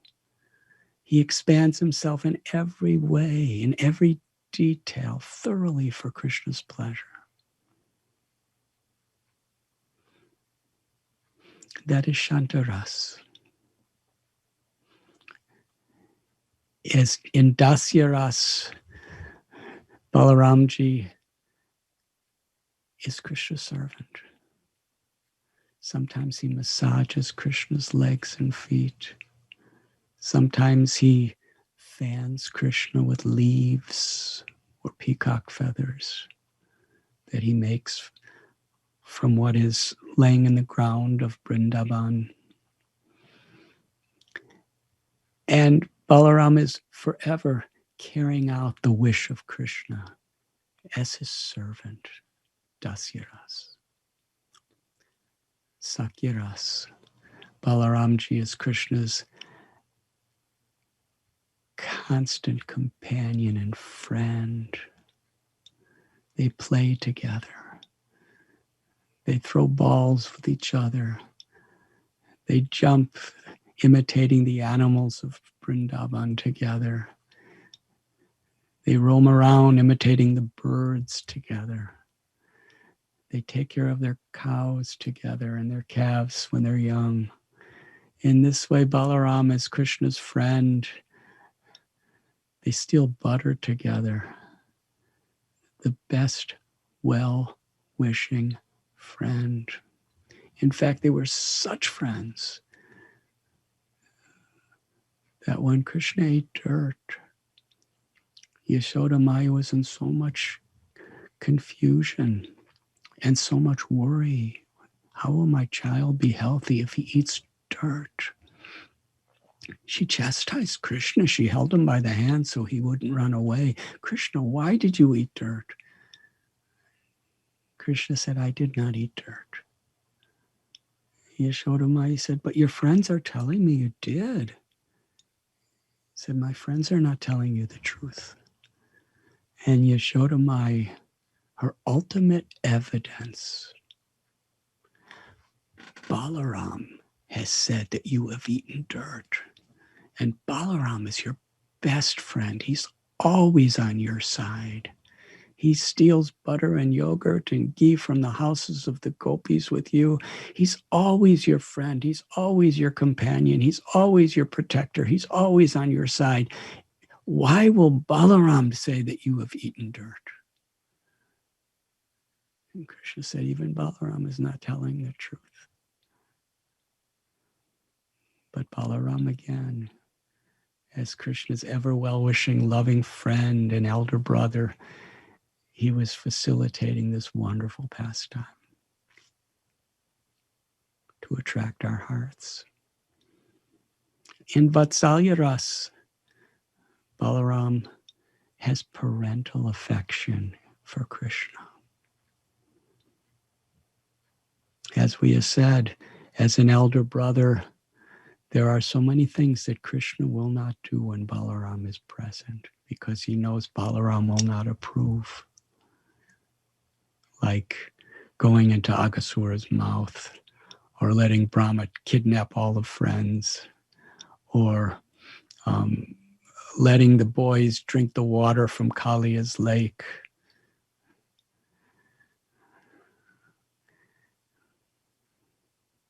There's a certain reverence Krishna has in his spontaneous sweet love for Balaram because of his being the elder brother. And during the Ras Leela and the beautiful, most intimate Leelas between Sri Radha Govinda and the gopis, these pastimes are performed when Balaram is not present. Because that very, very subtle experience of love and of an elder brother would inhibit Krishna from the sweet love that he exchanged with the gopis.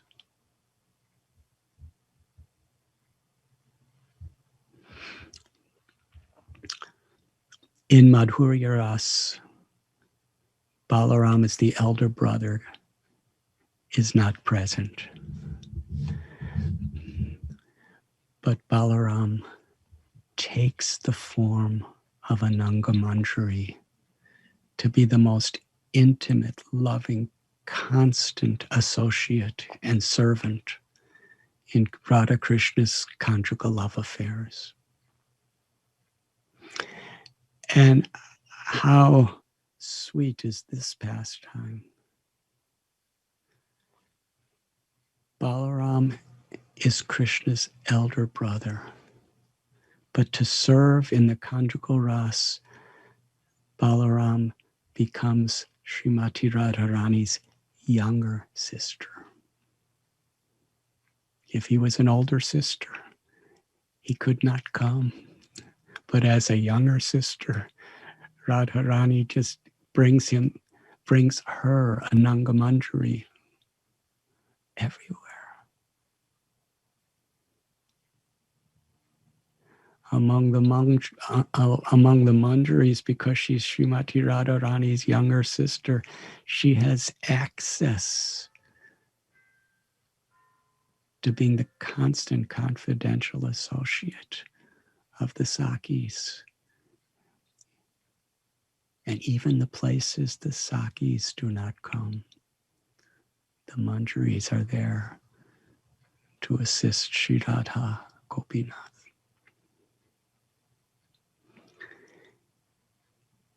We are just examining a particle of a drop from the limitless ocean of Lord Balaram's enthusiasm in ecstatic love to serve Krishna. He serves Krishna in every way.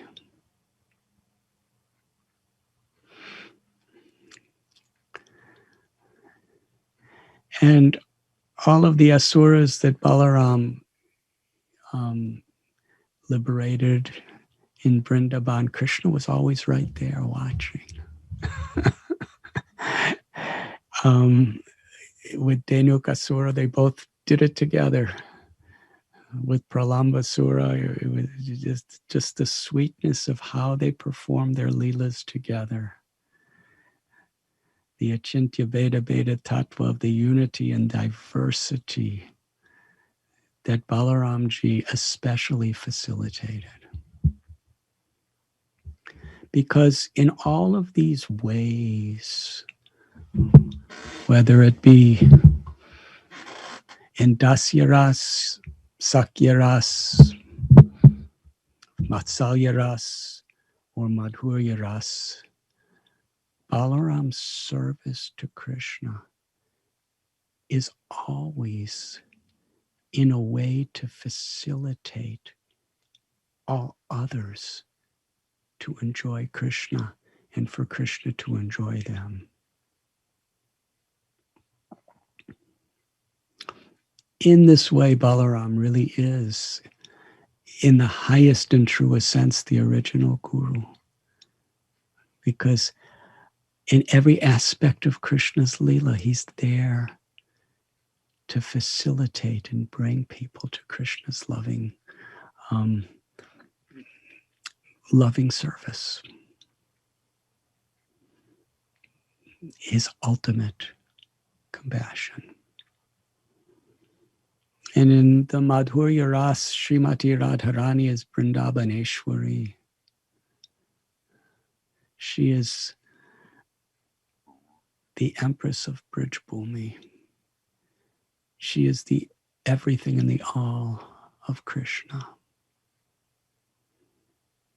And Nityananda Prabhu Balaram as Ananga Manjari is facilitating. And this is such a deep subject. He's facilitating all the other gopis in her own way to assist Srimati Radharani in her supreme service to Krishna.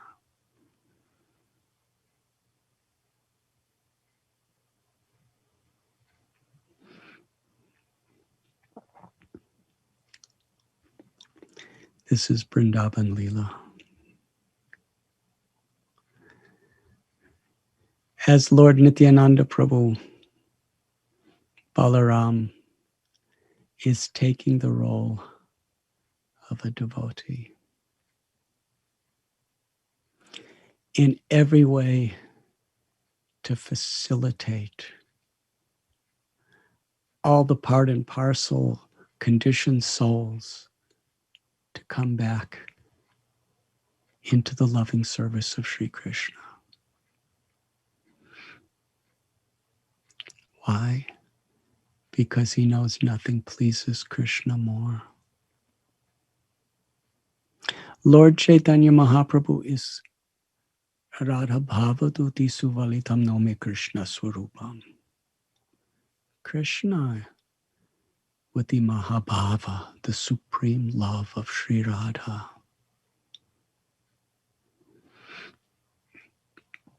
Nityananda Prabhu, by bringing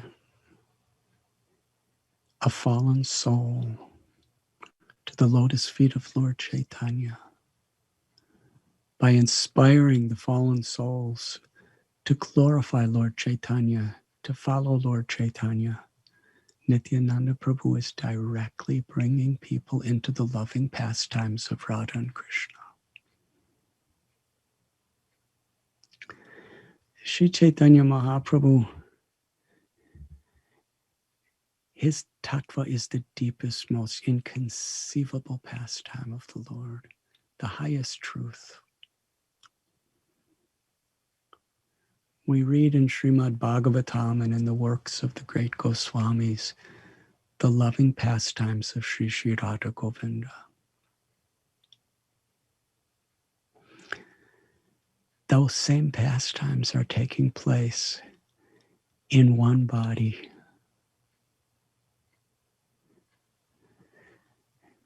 Krishna and Radha are having their Leela in the one same supreme person of Lord Chaitanya. Krishna's there tasting Radha's love, and Radha's there tasting the sweetness of her love for Krishna. During the Rath Yatra in Puri, Sri Chaitanya Mahaprabhu, in the mood of Radha, is revealing the innermost core of her love in separation to Lord Jagannath, who is Krishna,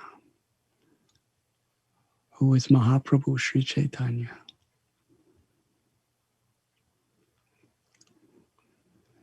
Lord Chaitanya came, according to Swarup Damodar Goswami, to give this special feature that no other incarnation has given. to give the fallen souls of Kali Yuga entrance into the conjugal love affairs of Radha and Krishna. And Nityananda Prabhu is the person who facilitates that. As Raghunath Das Goswami and Narottam Das Thakur and Rupa Goswami and Sanatan Goswami and Vrindavan Das Thakur and Krishna Das Kaviraj Goswami and so many others, they all revealed that we can only know the truths of Lord Chaitanya because of the mercy of Nityananda Prabhu.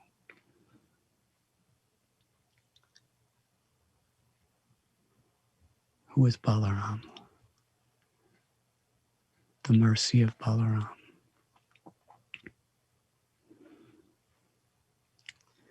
Balaram is the supreme original Acharya. When he visited Naimisharanya during his yatra, he was so impartial that he couldn't even take sides during the Kurukshetra war because he was so loving and affectionate to people on both sides.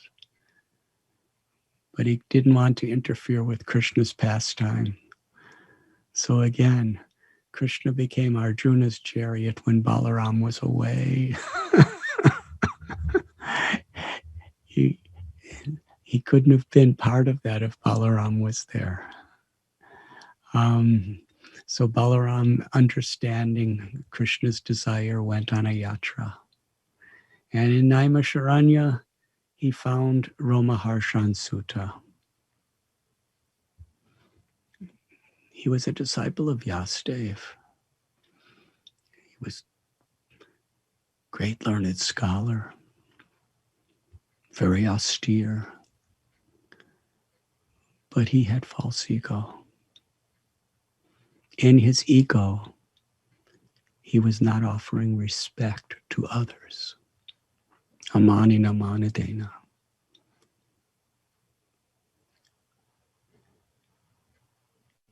And when you become envious or disrespectful to others, especially other devotees, indirectly we're being disrespectful to our own Guru and Krishna.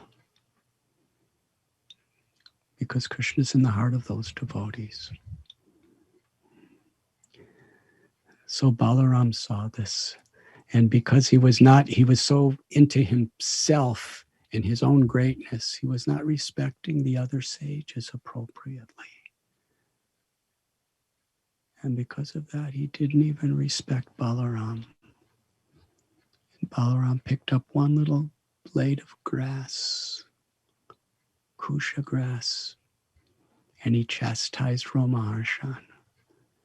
And his words still ring for all of us as a warning even today. And then he touched Romaharshan Sutta with a blade of grass, and Romaharshan Sutta, his life ended. How fortunate. What a wonderful destination he must have achieved for sure. But Balaram was so humble that when the sages felt sad that they had already blessed him to recite from the scriptures and live a long life, Balaram transferred that blessing to Romaharshan's son, Sutta Goswami. And by Balaram's mercy, Sutta Goswami later was the speaker of the Srimad Bhagavatam. He empowered Vrindavan Das Thakur, Krishna Das Kaviraj Goswami, and he also facilitated and empowered Sutta Goswami to be the speaker of the Srimad Bhagavatam in Dandakara, in Naimisharanya.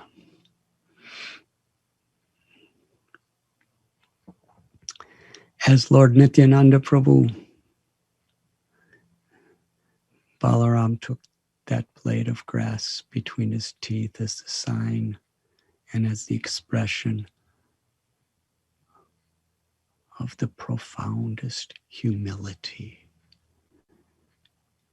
And he didn't harm Jagai and Madhai or anyone else. There's no record of Nityananda Prabhu harming anyone, even those who persecuted him, like Haridas. He simply begged them, become the servant of the servant of my beloved Lord Gauranga, and chant the holy names. Hare Krishna, Krishna Krishna, Hare Hare. Hare Rama, Rama Rama, Hare Hare. Why our beloved Srila Prabhupada made his temple in Vrindavan, the Krishna Balram temple, is the deepest subject of love and compassion. And how Srila Prabhupada, not only did he put Krishna and Balaram in the center of Radha Shyam Sundar's Leela in Vrindavan for the world to learn, but by Srila Prabhupada's influence, according to Lord Chaitanya's desire and Nityananda Prabhu's method of preaching and his prediction, Srila Prabhupada spread the glories of the Harinam Sankirtan movement and Gaur Prema Sankirtan Bhakti all over the world.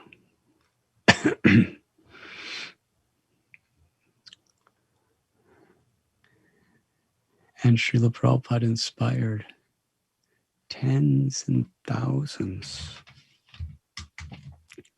of homes to have Gaur Nitai deities. Srila Prabhupada especially recommended in householders' homes the worship of Lord Chaitanya and Lord Nityananda, Gaur Nitai, because they bestow all blessings, but they're so merciful they do not accept offenses.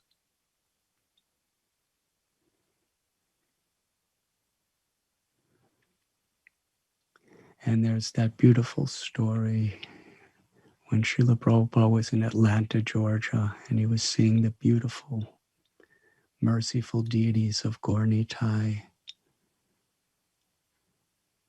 He sang Parama Karuna Karu Pahundui Jana Nitai Gaura Chandra.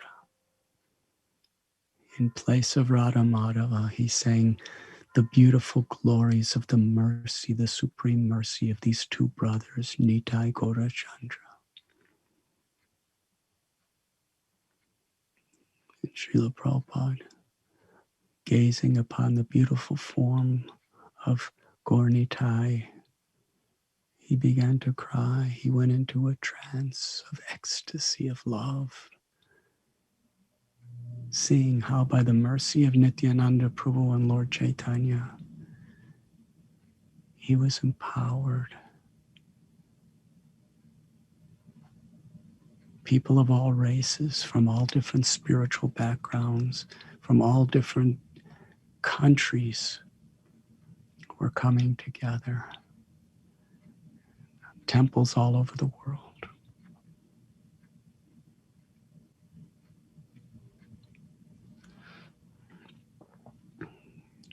On this most holy day of Balaram's appearance. And just another recollection, Jiva Goswami, who became the next Acharya of our Sampradaya after Rupan Sanatan, leader of the Goswamis. When he was young, his uncle, Rupa Goswami and Sanatan Goswami, were living in Vrindavan. And Jiva Goswami was living at home with his mother in Bengal. And at a certain time, he had deities. When he was a little boy, Jiva Goswami, it's described in Bhakti Ratnakar, when he was a little boy, he made little deities of Krishna and Balram and worshiped them with all his heart. He worshiped those deities of Krishna Balaram in every possible way, with simple little offerings. Even when he would go to sleep, he would embrace them. And when Jiva Goswami left his home, he went to Navadvip to meet Nityananda Prabhu. And Nityananda Prabhu brought Jiva Goswami on a parikrama of Navadvip. Navadvip Dham Mahatmya. And Bhakti, it's written about in Narahari Chakravarti's Bhakti Ratnakar and expanded upon by Bhakti Vinod Thakur. And most of the histories and beautiful stories of Navadvip Dham were revealed to us by Nityananda Prabhu. And it was Nityananda Prabhu who gave Jiva Goswami the order to go to Vrindavan to join his uncles, Rupa and Sanatan Goswamis.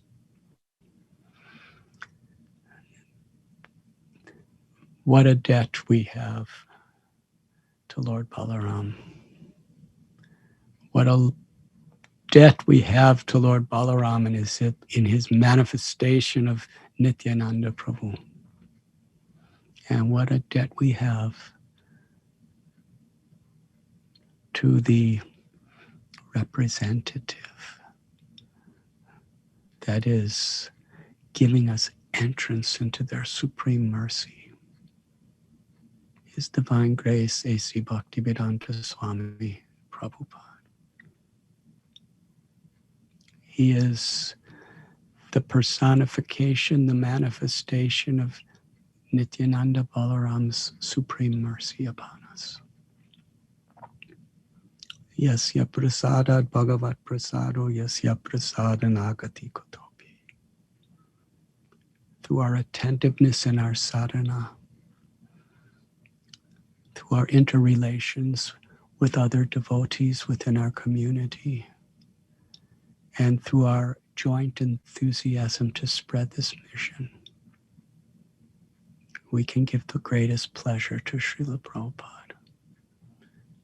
And Nityananda Prabhu will bring us into the eternal loving pastimes of Sri Sri Radha Gopinath in this spiritual world.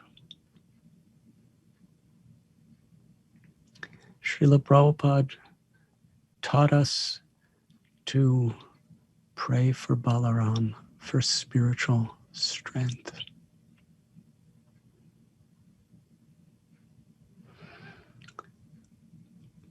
That is such a deep subject. What is spiritual strength? Foundational to all of our strength is our faith, Shraddha. Adoshadatata sadhu sangota bhajanakriya. Srila Rupa Goswami writes that in the beginning there's a little faith. And when we associate with devotees, that faith deepens. That faith strengthens. And on the basis of that strength, that faith, we are willing to perform the tapasya of rejecting those things that are unfavorable for Krishna consciousness. And we are also strong enough to accept those things that are favorable for Krishna consciousness. In order to perform our sadhana when there are so many distractions, we require strong faith. in order to resist the temptations that drag us back into sinful activities or just wasteful distractions, we need strong faith. And Kaviraj Goswami declares that that faith comes by hearing and chanting in the association of devotees. In the association of devotees, we get the strength and the enthusiasm and the faith to perform our sadhana. And it's in taking shelter of the holy names of Krishna in our japa, our bhajan, and our kirtan, in taking shelter of Krishna by regularly, nasta praisya bhadreshu nityam bhagavate sevaya, by reading the Srimad Bhagavatam, by reading the Bhagavad Gita, Sri Chaitanya Charitamrita, and especially for us, by receiving Srila Prabhupada's deepest blessing in the form of his purports, by hearing classes on the Holy Scriptures, by reading from Srila Prabhupada and Vaishnava literatures, by performing our japa and our kirtan, by worshiping the deity attentively, with the proper spirit. Drinadapi suniche naturora basahishnana. Amani namana dena kirtaniya sadari. We are so far from living by that verse, but we must accept according to our capacity what is favorable for developing those qualities. This is how we take shelter of Lord Balaram, by following the instructions of our Guru Maharaj, Srila Prabhupada, and by the strength we get from our satsang, our association with devotees and sadhana. Then we have the strength, the empowerment to live by the pure principles of bhakti and to inspire and convince others of its great value. I'm remembering Srila Prabhupada saying, "You will not be convincing to people to read my books unless you read them yourself." There's something very subtle. And I'm seeing on my screen so many of our devotees from Back to Godhead magazine office. And I believe it's the 25th anniversary of devotees from Radha Gopinath Temple taking the responsibility of Back to Godhead magazine. When Srila Prabhupada first came to America, that was the first literature he published in very simple ways with a little mimeograph machine. Each copy was personally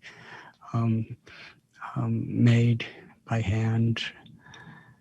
And it was in the 1940s that Srila Prabhupada began writing Back to Godhead, and he continued throughout his life. At one time, he called it the backbone of the Hare Krishna movement. And I remember His Holiness Jayadvaita Maharaj appealed to our devotees to take responsibility for Back to Godhead magazine in India. And I'm seeing some of those personalities, Yudhisthira Prabhu and Panduranga Prabhu and Manjari Devi and Raghunath Charan Prabhu and so many others have actually steadily for 25 years been Shamananda Prabhu presenting wonderful editions of Back to Godhead magazine in India in various languages.